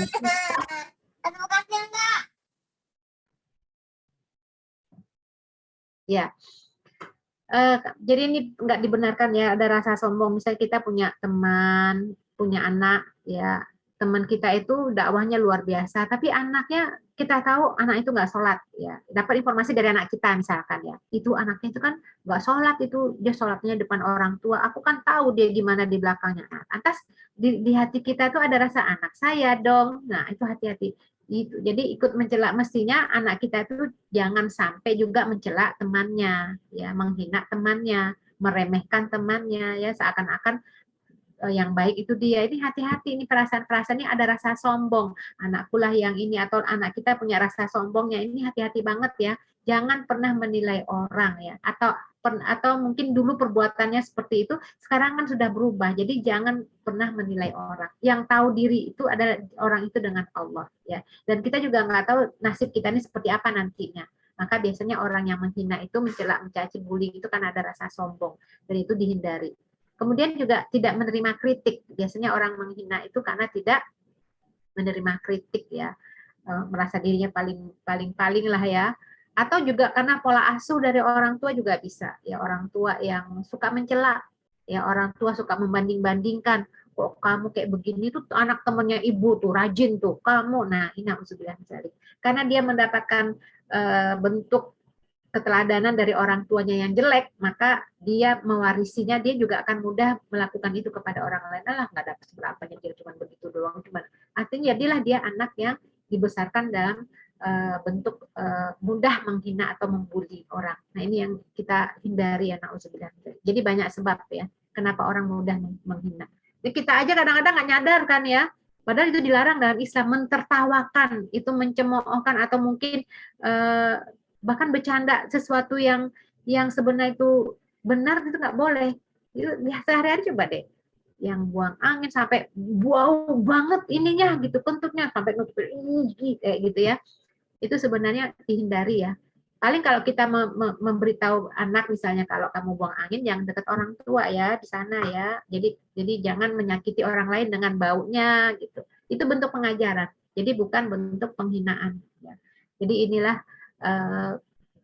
sebab kenapa orang suka menghina itu ya. Nah ini terakhir barangkali ya pembahasannya, ketika dihina tidak tumbang ya, supaya kita tidak masuk ke dalam kesedihan ketika kita mendapatkan hinaan orang, celaan orang. Jangan sampai juga na'udzubillah bunuh diri, na'udzubillah min dzalik ya. Pertama adalah ikhlas ya. Ya artinya kita hidup pasti ada ujian dan cobaan ya. Nah ada Yahya bin Mu'az, ini seorang alim ya, salafus soleh dulu, itu pernah ditanya, dia seorang ulama, seorang alim, ditanyalah oleh muridnya, kapan seorang hamba itu disebut berbuat ikhlas? Ya, beliau menjawab, jika keadaannya mirip dengan anak yang menyusui. Paham nggak? Maksudnya anak yang menyusui gimana? Coba lihat anak yang menyusui itu. Dia nggak akan peduli dengan orang yang mau memujinya, yang mau mencelanya, masa bodoh. Pokoknya dia terus saja minum, nyusu ya. Jadi anak-anaknya menyusui itu kan dia nggak lihat orang mau gemes dengan dia, mau apa dia, mau dia minumnya sampai keausan sampai gimana, dia nggak peduli. Yang penting dia minum, dia lapar, udah selesai. Mau orang mau memujinya, mau mencelanya, masa bodoh. Nah seperti itulah ikhlas. Jadi nggak peduli dengan apapun yang diucapkan oleh orang lain, apapun bentuknya, apakah berupa pujian ataupun berupa celaan, dia tetap melaksanakan ketaatan kepada Allah. Itu ikhlas ya. Kemudian sabar ya, memang bersabar ini memang berat, tapi memang perlu dicoba ya. Ketika kita dihina, direndahkan orang lain, digibah, digunjing, tidak diakui atau direndahkan, ya udah sabar aja, karena dengan kesabaran ini pahala kita akan berlipat ya. Bahkan kalau perlu, ini salafus soleh pernah berkata ya, kalau aku boleh bergunjing, maka kedua orang tuaku lah yang paling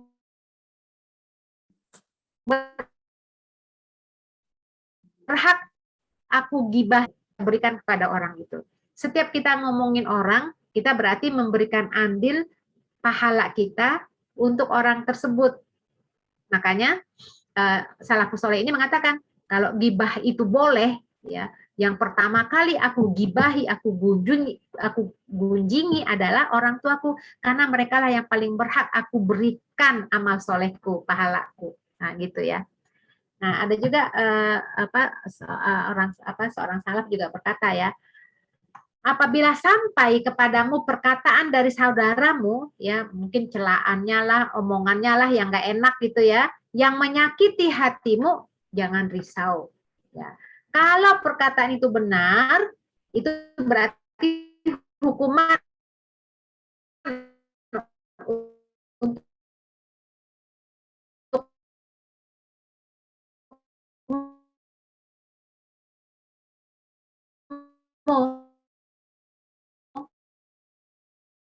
ya, yang benar ya udah itu hukuman buat kita, disegerakan di dunia.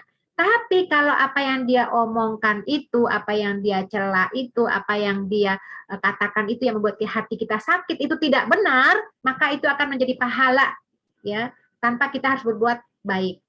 Nah, jadi artinya ya kalau kita digunjingi, disakiti, mesti jangan mikir, jangan sedih, malah bersyukur. Alhamdulillah dapat tambahan amal soleh. Alhamdulillah kita dapat tambahan tanpa kita berbuat baik ya, dapat kiriman kebaikan. Jadi mesti banyak bersabar ya, walaupun memang hati itu kalau nggak kuat itu jadi gimana gitu ya, jadi gampang bahkan nauzubillah ya, sampai bunuh diri segala ya.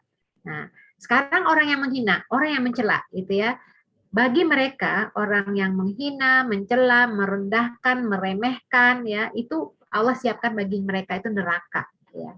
Karena perbuatan mencela itu, perbuatan menghina itu adalah perbuatan zolim. Nah, kita lihat sini tadi surat Al-Hujurat ayat 11 tadi kan kita nggak lanjutkan, baru sampai yashor ya ayyuhalladzina amanu la yashor qaumun min qaumin asa ayyakunu khairan minhum wala nisa. Nah, karena memang perempuan paling banyak tuh merendahkan, mentertawakan, menjelek-jelekan ya. Nah, ini yang di akhir ayat ini. Wa man lam yatub faulaika humul zalimun. Barang siapa yang tidak bertaubat dari apa yang telah dia lakukan ya, dari menghina orang, meremehkan, nah itu merekalah orang-orang yang zolim. Jadi orang yang mencela itu perbuatannya seperti perbuatan orang yang zolim. Maka orang-orang yang zolim itu kan jelas ya bagaimana Allah mencela orang-orang yang zolim itu, dan perbuatan zolim itu kan termasuk dosa yang besar ya. Nah, maka jangan sampai kita termasuk kepada orang-orang yang zolim dengan meremehkan, menghina, mencela orang lain tanpa kita sadari. Nauzubillah min dzalik. Bahkan disebut juga nanti bangkrut. Makanya kalau ketika kita dizolimi ya, dicela, dihina, diomongin yang buruk-buruk, ya udah kita pasrah pada Allah, kita dapat banyak pahala. Bahkan kalau itu fitnah yang bisa membuat nama baik kita itu tercemar, keluarga kita tercemar, kalau kita nggak pernah melakukannya tapi difitnah, itu doa orang yang zolim itu makbul. Maka berdoalah, tapi jangan doa yang jelek juga ya. Doa ya itu hati-hati dengan 3 doa yang si makbul ya. Di antaranya da'watul maut orang dizoliminya. Doanya ya Allah berikan kekuatan, berikan kesabaran, ya banyak-banyak doa. Jangan setimpalnya saja. Memang dia juga begitu. Nah, berarti kita nggak dapat apa-apa lagi kalau memang kita membalasnya dengan perbuatan yang kita dapatkan. Kita balas lagi dia dengan dengan hinaan celaan, nggak dapat apa-apa, kita rugi kan. Makanya terakhir ya pembahasan kita, Rasulullah pernah menyampaikan kepada kita bahwa umatku yang bangkrut itu adalah yang datang pada hari kiamat dengan pahala sholat, saum, zakat, tapi dia menghina, mencela, menuduh, memfitnah, memaki-maki ya, makan harta orang lain atau menyakiti hati orang lain, itu pahalanya diambil. Setiap dia melakukan itu, pahalanya itu diberikan kepada orang yang dia cela itu sampai habis pahalanya. Ya. Nah, jadi dia merasa udah banyak ibadahnya, tapi ternyata di sisi Allah nggak dapat apa-apa. Itulah umat yang bangkrut ya. Jadi mudah-mudahan kita dalam pembahasan ini mampu mengelola hati kita. Jangan pernah memuji orang berlebih-lebihan, jangan pernah menghina orang walaupun kecil, remeh-temeh, dan ketika kita mendapatkan pujian ataupun dihina orang, maka kita mampu mengelola hati kita sehingga kita tetap berada dalam koridor taat kepada Allah. Jadi mudah-mudahan semuanya kita bisa lakukan dengan baik ya, kita tidak jatuh dalam keadaan dihina orang, tidak terbang ketika kita dipuji orang. Kita happy insya Allah. Aku lupa hadza astagfirullahaladzim. Assalamualaikum warahmatullahi wabarakatuh. Waalaikumsalam warahmatullahi wabarakatuh. Alhamdulillah tadi sudah diuraikan ya bagaimana kita harus menyikapi baik itu pujian maupun hinaan. Ustazah izin kembali menyampaikan pengumuman tadi, Ustazah. Ya, silakan. Ya, Mbak Arum tolong ditayangkan kembali gambar tentang donasi. Ya, ummahat dan akhwat yang dirahmati Allah, kita tahu ya ada bencana yang menimpa saudara-saudara kita di Jawa Timur, yaitu erupsi dari Gunung Semeru. Nah, untuk itu bagi yang mempunyai kelebihan rezeki dan berniat untuk memberikan donasi kepada korban, maka kami insya Allah akan segera menyalurkan melalui akhwat yang amanah yang akan menuju ke lokasi. Silakan donasi di transfer ke rekening yang ada di share, yaitu BSI 71438210905 atas nama Sri Ambaryati. Bisa juga di copy, sudah kami tulis di room chat. Jadi kami akan menunggu donasi dari akhwat sekalian yang akan kami salurkan kepada korban dari erupsi Gunung Semeru. Baik, untuk selanjutnya ada beberapa pertanyaan Ustazah yang sudah masuk ke yang pertama, yaitu dari Ibu Eli. Assalamualaikum Ustazah, izin bertanya, bagaimana kalau kita kepada anak memberi motivasi, mungkin kurus sekali, gitu. Padahal nanti kakak tidak kuat untuk mengangkat apa-apa gitu, makanya banyak makan ya gitu. Nah itu apakah ini termasuk kepada mencela terhadap anak sendiri, Ustazah? Ya, memang permasalahannya ini adalah penerimaan dari anak. Ya, kita kan mengatakan kepada anak, Kak tangannya kecil banget sih, nanti nggak kuat loh ngangkat apa-apa, makan yang banyak ya biar kuat. Nah, ini dari satu sisi sepertinya itu memang tanda kutip ya, itu bentuk termasuk bukan penghinaan dalam arti mencela ya. Ini tangannya kecil banget sih, makan yang banyak dong. Jadi artinya jangan fisik yang kita. Jadi saya rasa tujuannya baik ya, supaya anak kita banyak makannya supaya kuat ya. Tapi disampaikan dengan ungkapan yang keliru.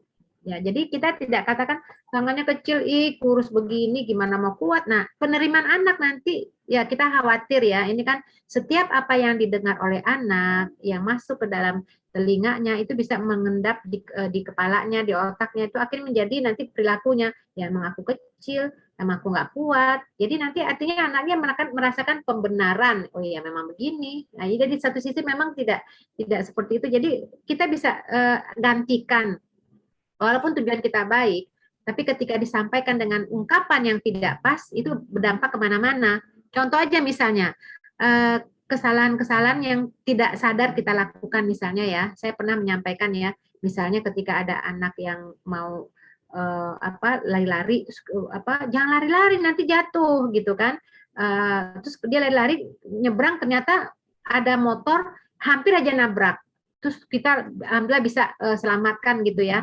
Untung ada ibu, kalau enggak kamu udah mampus gitu, atau untung kalau enggak kamu udah mati kali. Pokoknya bahasa-bahasa kayak gitu, untung ada, kalau enggak gitu ya. Itu ungkapannya itu memang benar, ibu ini yang menyelamatkan. Kan kalau tidak, nah khawatirnya dari kata-kata ini muncul kata-kata syirik. Kalau yang tadi tangannya kecil amat, kurus amat, tangannya nih enggak ini, itu kan bentuk fisik ya, penghinaan terhadap bentuk. Nah, sekarang kita ganti dengan kata-kata yang lain. Misalnya, kamu mau sehat, mau kuat kan? Biar kuat bisa ngangkat. Jadi jangan ke fisiknya ini, jangan tangannya kecil, kok hidungnya pesek nih, ini anak dari mana nih gitu ya. Rambutnya kayak gini nih, jidatnya nong-nong gitu ya. Kayaknya kita mendingan nggak usah deh ke fisik. Kamu mau kuat kan? Kuat gitu ya. Jadi ganti aja bahasanya. Jadi jangan fisik. Kita khawatir ini bentuk khawatir ya, kekhawatiran kita termasuk menghina fisik. Misalnya ya, ada anak kita yang paling besar pendek, adik-adiknya tinggi-tinggi. Ini nih pendek nih karena memang kurang gizi dulu ibunya nih gitu. Ini kan ya artinya memang betul anak itu pada saat itu kurang gizi, mungkin kondisi ekonominya kurang, tapi jangan disebutlah fisiknya itu, mau pendeknya, mau kurusnya, mau hitamnya, mau apanya, mau gemuknya, mau apanya, jangan fisik. Kita jangan bermain di fisik ya. Walaupun fisik itu terbentuk dari asupan ya. Nah, ini kan iya memang begini, memang seperti ini, makanya diganti aja ada unsur-unsur meremehkan, merendahkan ciptaan. Itu ya Ibu ya, wallahu a'lam bishawab. Ya dihindari lah yang bentuk fisik itu ya. Ya. Jadi mungkin ini ya jelas ya bahwa kita walaupun untuk anak sendiri juga usahakan tidak merendahkan anak gitu. Ustazah, ini satu lagi pertanyaan, kalau kita mencela itu kan nggak boleh Ustazah. Nah, bagaimana kalau dengan mengkritik, apa batasannya kalau itu kritik tidak sampai termasuk mencela? Ya. Kalau pada dasarnya ya, kritik dan celaan itu bisa dibedakan dari tujuan ya. Kalau kritik itu kan tujuannya kan untuk membangun ya. Jadi kalau kritik itu tujuannya untuk menjatuhkan, itu celaan, maka dilihat dari tujuannya. Kalau celaan itu pasti menjatuhkan, pasti itu negatif ya. Jadi kalau itu sebenarnya memang kita kritik. Ya tujuannya untuk apa? Untuk membangun. Makanya kritik membangun itu bukan celaan, itu motivasi untuk meningkatkan lebih baik lagi ya, memberikan masukan. Itu kritikan yang membangun, yang positif. Tapi kalau kritikan itu tujuannya untuk menjatuhkan, itu namanya celaan. Nah, jadi jelas ya, kritikan itu tergantung dari motivasinya. Kalau membangun itu kan biasanya didukung sama data, sumber yang valid ya. Jadi itu bedanya gitu. Kalau celaan, mencela itu jelas jelek semua, nggak ada baik. Tapi kan maksudnya nggak, mencela itu jelek semua. Celaan ya. Nah kalau kritikan ini tergantung dari tujuannya. Kalau dia kritikannya untuk membangun, memberi motivasi, memberikan semangat, itu nggak ada masalah ya. Tapi kalau mengkritik tujuannya untuk menjatuhkan, nah itu namanya mencela. Begitu. Allahu a'lam bishawab. Ya, selanjutnya Ustazah, Assalamualaikum. Halo. Bertanya, apakah anak-anak lebih memerlukan pujian atau reward dibanding dengan orang dewasa sehubungan dengan keikhlasan? Jadi anak-anak lebih ikhlas nih dipuji nih Ustazah. Dan apa batas pujian yang diperbolehkan agar tidak menimbulkan sifat-sifat ria dan sombong untuk orang dewasa khususnya? Ya, jadi kalau anak-anak tuh memang memerlukan pujian atau reward ya, itu pasti anak-anak itu butuh pujian ya. Tapi tentu saja pujian berdasarkan prestasi. Ya, pujian berdasarkan prestasi, misalnya anaknya bisa mudah dibangunkan subuh, alhamdulillah bisa bangun subuh bahagia sekali. Artinya itu tuh pujian dalam rangka untuk memotivasi anak lebih baik lagi ya. Itu terutama anak-anak yang perlu dipuji ini adalah anak-anak yang prabalih ya. Kalau yang ba'danya setelah balih itu pujiannya berupa doa. Ya. Pujiannya berupa doa. Jadi kalau anak-anak yang sebelum balik itu ya pujiannya itu ya sesuai lah ya, tidak terlalu disanjung-sanjung setinggi langit, tidak juga ala kadarnya. Ya dilihat dari prestasinya. Paling tidak ujung-ujungnya kita kembalikan kepada Allah. Alhamdulillah, Bunda bersyukur punya anak ini, bangga, bahagia banget Bunda. Anak Bunda ini 5 waktu sholatnya nggak perlu dikasih tahu, bahagia sekali nanti. Jadi artinya kita kaitkan deh pujian-pujian kita ini dengan tujuan akhir kita. Jadi tidak semata-mata keberhasilan dia saja gitu ya. Kamu tuh memang pintar, memang kamu tuh wah, bukan itu. Jadi ujung-ujungnya kita kembalikan kepada Allah ya. Itu untuk anak yang terutama yang prabalik ya. Misalnya apa namanya, reward itu misalnya gini, anak kita sebelum balik itu kan kita ajak puasa. Nah, yang bisa saum nih sampai maghrib, nah Bunda kasih hadiah nih, Bunda aja ngasih hadiah nih, gimana Allah nanti pasti ngasih yang lebih banyak lagi, nanti surga loh apa saja. Nah itu bisa kan disampaikan ya. Jadi ini untuk anak-anak ya, memang reward itu pujian itu penting ya. Dan pujian itu jangan mengambung ya, artinya pujian yang membuat anak tuh bahagia ya,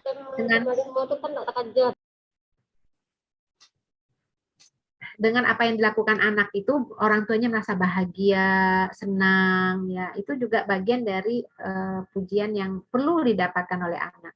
Nah, kalau orang dewasa pujian-pujian itu memang harus diminimalisir ya terkait dengan prestasinya.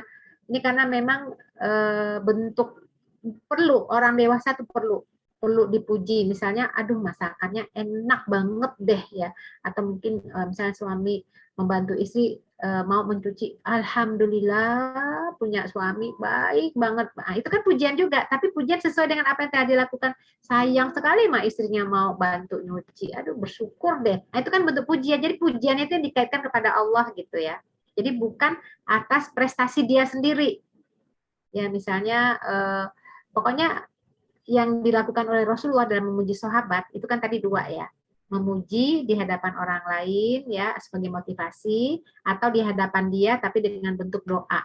Mudah-mudahan kalau anak kita ya, kamu nanti udah menjadi ini, tapi kembali kepada Allah gitu ya. Jadi mudah-mudahan dengan pujian-pujian tersebut tidak akan menimbulkan rasa sombong atau ujub ya. Jadi kalau untuk orang dewasa sebaiknya didoakan saja. Alhamdulillah, mudah-mudahan ini. Pokoknya kembalinya kepada Allah deh, mudah-mudahan itu dijaga dari ujub itu ya, atau ria atau sombong tersebut. Insya Allah. Jadi bentuk mengelola kata sebenarnya. Jadi kalau saya melihat ya, memang lisan ini sangat ada, Nabi mengatakan 2 lubang yang dapat banyak menjerumuskan umatku ke neraka, itu lisan ya, mulut ya, dan kemaluan. Makanya dalam mengelola kata-kata ini sangat penting. Kata-kata itu bisa menjerumuskan, tapi bisa juga menyelamatkan. Maka semuanya dari kata-kata. Ya tadi kan untung ada saya, kalau enggak kamu udah mampus. Ya, alhamdulillah ada ibu. Nah kan yang pertama kali diucapkan kan alhamdulillah. Alhamdulillah ada ibu, kamu diselamatkan Allah. Jadi ujung-ujungnya itu jangan lupa dengan Allah deh. Jadi kalau kita muji-muji orang tuh kembalikan kepada yang pantas dan patut dipuji itu Allah. Ya. Jadi walahut tanah gitu ya, bagi Allah segala puji. Seperti itu ya Bu ya. Ya. Selanjutnya Ustazah, mungkin kalau tadi kan ada yang dilempar sama debu ya. Kalau orang yang memuji itu yang di hadis itu yang dilemparin debu itu yang memuji atau yang dipuji Ustazah? Yang memuji. Nah, jadi orang yang memuji. Itu kan jadi sama kayak penjilat gitu, penjilat itu kan. Jadi kalau orang penjilat tuh pokoknya nah kayak gitu tuh nggak boleh. Jadi tuh dia ya maksudnya tuh itu sebenarnya kiasan ya.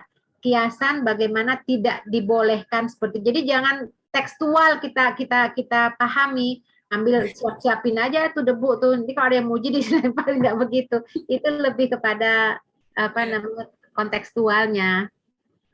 Nah, kalau misalnya ada yang dipuji terus dikembalikan kepada Allah dengan mengatakan hadza min fadli rabbi. Nah, itu gimana Ustazah? Itu bagus. Itu untuk menyelamatkan orang yang Nabi Sulaiman alaihissalam. Nabi Sulaiman kan gitu ya. Apapun kan jadi semua Nabi Sulaiman itu luar biasa. Beliau itu diberikan kunci bendahara bumi ini ya. Jadi kerajaan semua bisa diatur oleh beliau. Jin ya ifrit semua tuh bisa atas kendali beliau kan. Semuanya itu apa kata beliau lah Nabi Sulaiman alaihissalam itu luar biasa ya. Seorang nabi soleh, kekayaan wah luar biasa. Mahada min fadli rabbi. Ini adalah karunia dari Robku. Nah, jadi kalau misalnya ada yang memuji-muji atau menikah udah punya rumah bisa beli mobil keluarganya sehat-sehat hada min fadli rabbi itu boleh. Jadi itu yang dijawab oleh orang yang dipuji, ini kan karunia dari Allah. Nah itu untuk menghilangkan rasa sombong atau rasa ria, itu bagus itu untuk orang yang dipuji. Hada min fadli rabbi. Ya, satu lagi dari Ibu Apri. Bagaimana kalau anak yang sudah umur 20 tahun sering dipuji, apakah membuat dia akan menjadi ria? Ini yang 20 tahun ini tergantung pujiannya apa dulu nih. Soalnya gini nih, ini tergantung konteksnya apa. Jadi kalau misalnya ada anak usia 20 tahun, dia tuh anaknya manis gitu ya. Terus setiap kali kamu cantik deh, kamu beda dengan saudaramu. Akhirnya apa yang dia kerjakan ya dandan melulu dia. Yang dia perhatikan penampilan mulu. Jadi hati-hati juga ya. Makanya dilihat dipuji itu apanya dalam hal apa. Karena setiap orang tuh butuh pujian, apresiasi ya. Maka pujian di sini yang benar yang kita boleh lakukan tuh apresiasi. Nah, kalau kita mengapresiasi dia apa namanya kamu tuh memang tampilan dan melulu dia waktunya habis di kaca nanti gitu ya. Tapi kalau kita apresiasi dia sholatnya khusyuk, masya Allah, subhanallah, alhamdulillah, seneng banget. Aduh, mudah-mudahan jadi anak yang soleh. Nanti dia kan berusaha ya. Memang awal-awal tuh memang godaan ya. Mungkin anak kita itu ingin dilihat oleh orang tuanya dia tuh sholatnya lama ya kita apresiasi. Tapi nanti kita ini kan kita arahkan. Allah tuh sangat suka dengan orang yang bisa khusyuk gitu. Kita kembalikan kepada Allah. Jadi dilihat juga dulu Ibu ya apresiasinya seperti apa ya, pujiannya itu seperti apa. Ya kan memang anak tuh pantas kok dapat apresiasi berdasarkan prestasinya dia merasa dihargai. Tapi hati-hati juga seperti apa bentuk pujian tersebut ya. Jadi ini mengelola kata-kata. Di situ kata kuncinya. Ya. Jadi semua pujian itu tergantung kepada situasi dan kondisi dari orang yang dipuji ya Ustazah. Ya, nah Ustazah kalau ada kasus anak yang mungkin tidak percaya diri, nah untuk mengembalikan mungkin sebagai orang tua kita kemudian memuji dia, oh kamu ini pintar kok, kamu itu cakep kok gitu kan, karena untuk menguatkan si anak dari rasa tidak percaya dirinya. Nah itu gimana tuh Ustazah? Memang benar Bu ya, anak yang tidak percaya diri itu memang ada beberapa faktor penyebabnya ya. Bisa jadi karena dulunya kurang diapresiasi oleh orang tua.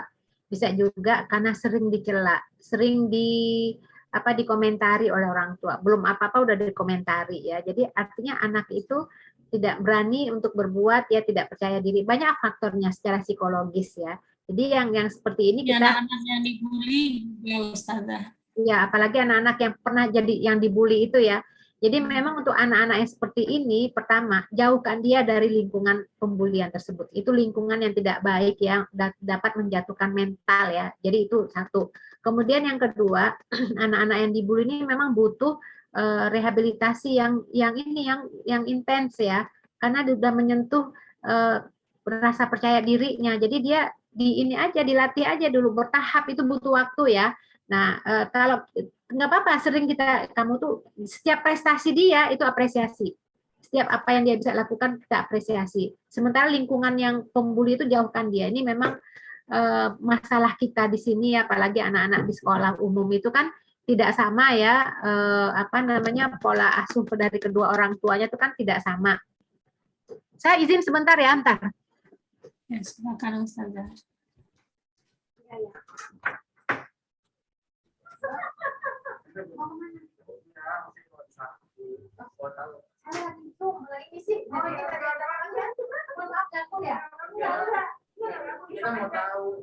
Ya Ibu-Ibu, silakan kalau ada yang mau bertanya langsung, nanti silakan raise hand ya. Kalau ada yang ingin bertanya mungkin satu aja ya, karena Ya, maaf. waktu setengah. Maaf tadi ada tetangga. Jadi mohon maaf tadi yang anak-anak yang dibully, anak-anak yang dibully ini butuh waktu ya, butuh waktu untuk mengembalikan rasa percaya dirinya. Yang pertama tadi tentu menjauhkan dia dari lingkungan tersebut ya. Kemudian yang kedua memberikan apresiasi apa saja terhadap apa yang diusahakan dihasilkan. Kemudian memberikan siraman kata-kata positif. Jadi anak-anak itu kan setiap apa yang dia lihat, dia dengar, dia masuk kan tercenakkan di kepala itu lama-lama bisa membuat dia kembali ya percaya pada dirinya. Nah ini saya katakan tadi kita memang tinggal di lingkungan yang beragam ya. Di sekolah itu kan anak-anak pola asuhnya berbeda-beda ya. Makanya memang sangat selektif dah kita memilih lingkungan tuh memang berat banget ya. Anak-anak yang tidak dididik, tidak diasuh oleh keluarga yang tidak paham, itu apalagi dibesarkan dalam celaan, makian, dia akan mudah membuli orang lain. Nah, itu memang permasalahan kita tuh lingkungan. Seperti itu. Dan tentu terakhir doa ya. Doa kepada anak juga.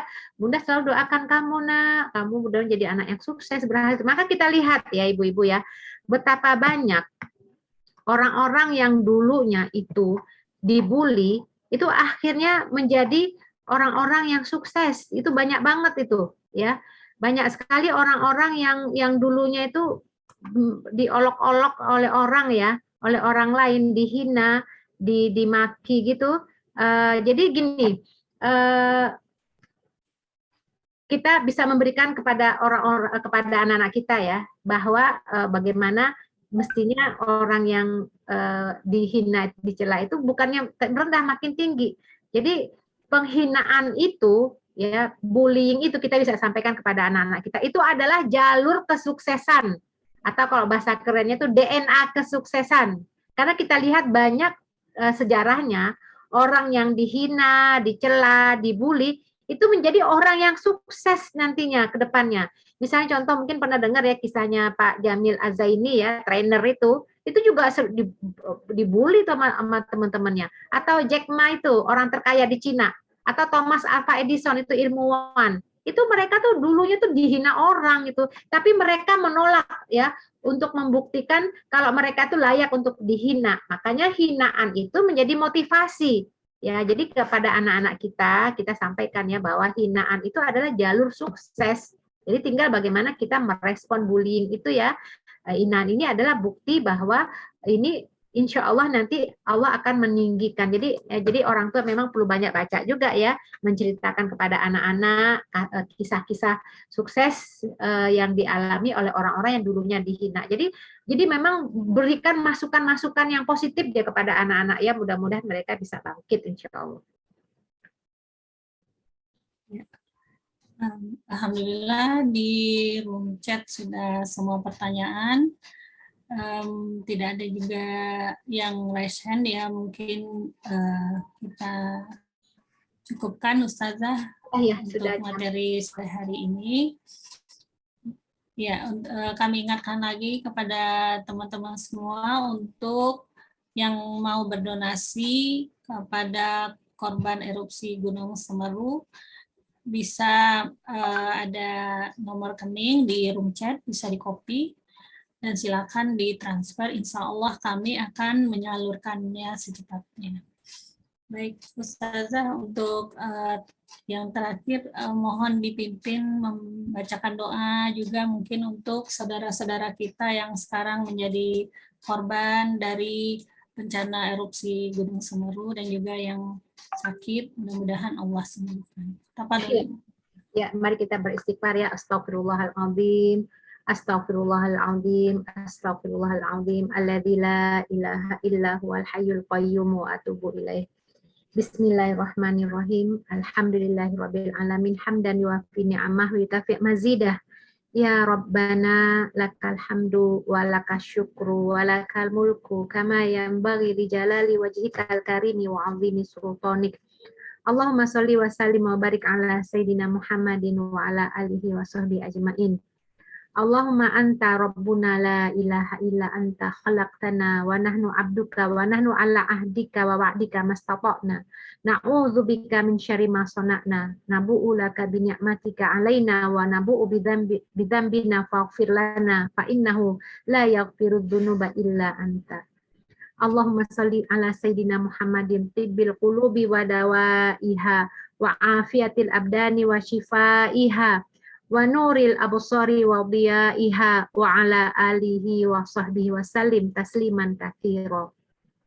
Allahumma inna nas'aluka bi annana nashhadu annaka antallah la ilaha illa antal ahadus samad alladzi lam yalid wa lam yulad wa lam yakul lahu kufuwan ahad. Bismillah. Na'udzu bi'izzatillahi wa qudratihi min syarri ma najidu min waj'i wa mardina hadza wa nuhadzir. Allahumma rabban nas mudhibil ba's anta syafi la shifaan illa shifauka shifaan la yughadiru saqaman. Bismillahilladzi la yadurru ma'asmihi syai'un fil ardi wala fis sama' wa huwas samiul alim. Na'udzu bikalimatillahi tammati min syarri ma khalaq. Allahumma salimna wal muslimin wa afina wal muslimin waqfina wa iyyahum min syarri masaibid dunya wad din. Ya Allah, selamatkanlah kami dan kaum muslimin, sejahterakanlah kami dan orang-orang muslim, peliharalah kami dan mereka dari keburukan musibah dunia dan agama. Allahumma afina fi abdanina wa afina fi asma'ina wa absarina fa'afina wa'fu anna warhamna. Allahumma inna na'udzubika minal baras wal junun wal juzam wa min sayyil asqam wa na'udzubika min jahdil bala wa darkis syaqa wa su'il qada wa syamatatil a'da. Ya Allah, kami berlindung padamu dari beratnya musibah, kesengsaraan yang terus-menerus, buruknya qada dan kegembiraan musuh atas musibah yang menimpa kami. Allahumma anfa'annal bala wal waba wal kuruna wa ghairaha ma la yadfa'uhu ghairuka ya qawiyyu ya matin wa ya rabbal alamin.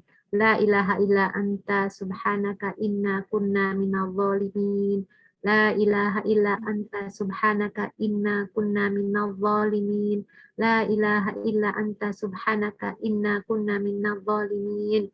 Allahumma inna na'udzubika min zawali ni'matik wa tahawuli afiyatik wa fujaatin ni'matik wa jami'i sakhatik. Ya Allah, kami berlindung padamu dari musnahnya nikmatmu, berubahnya kesehatan darimu, cepatnya siksamu dan semua murkamu.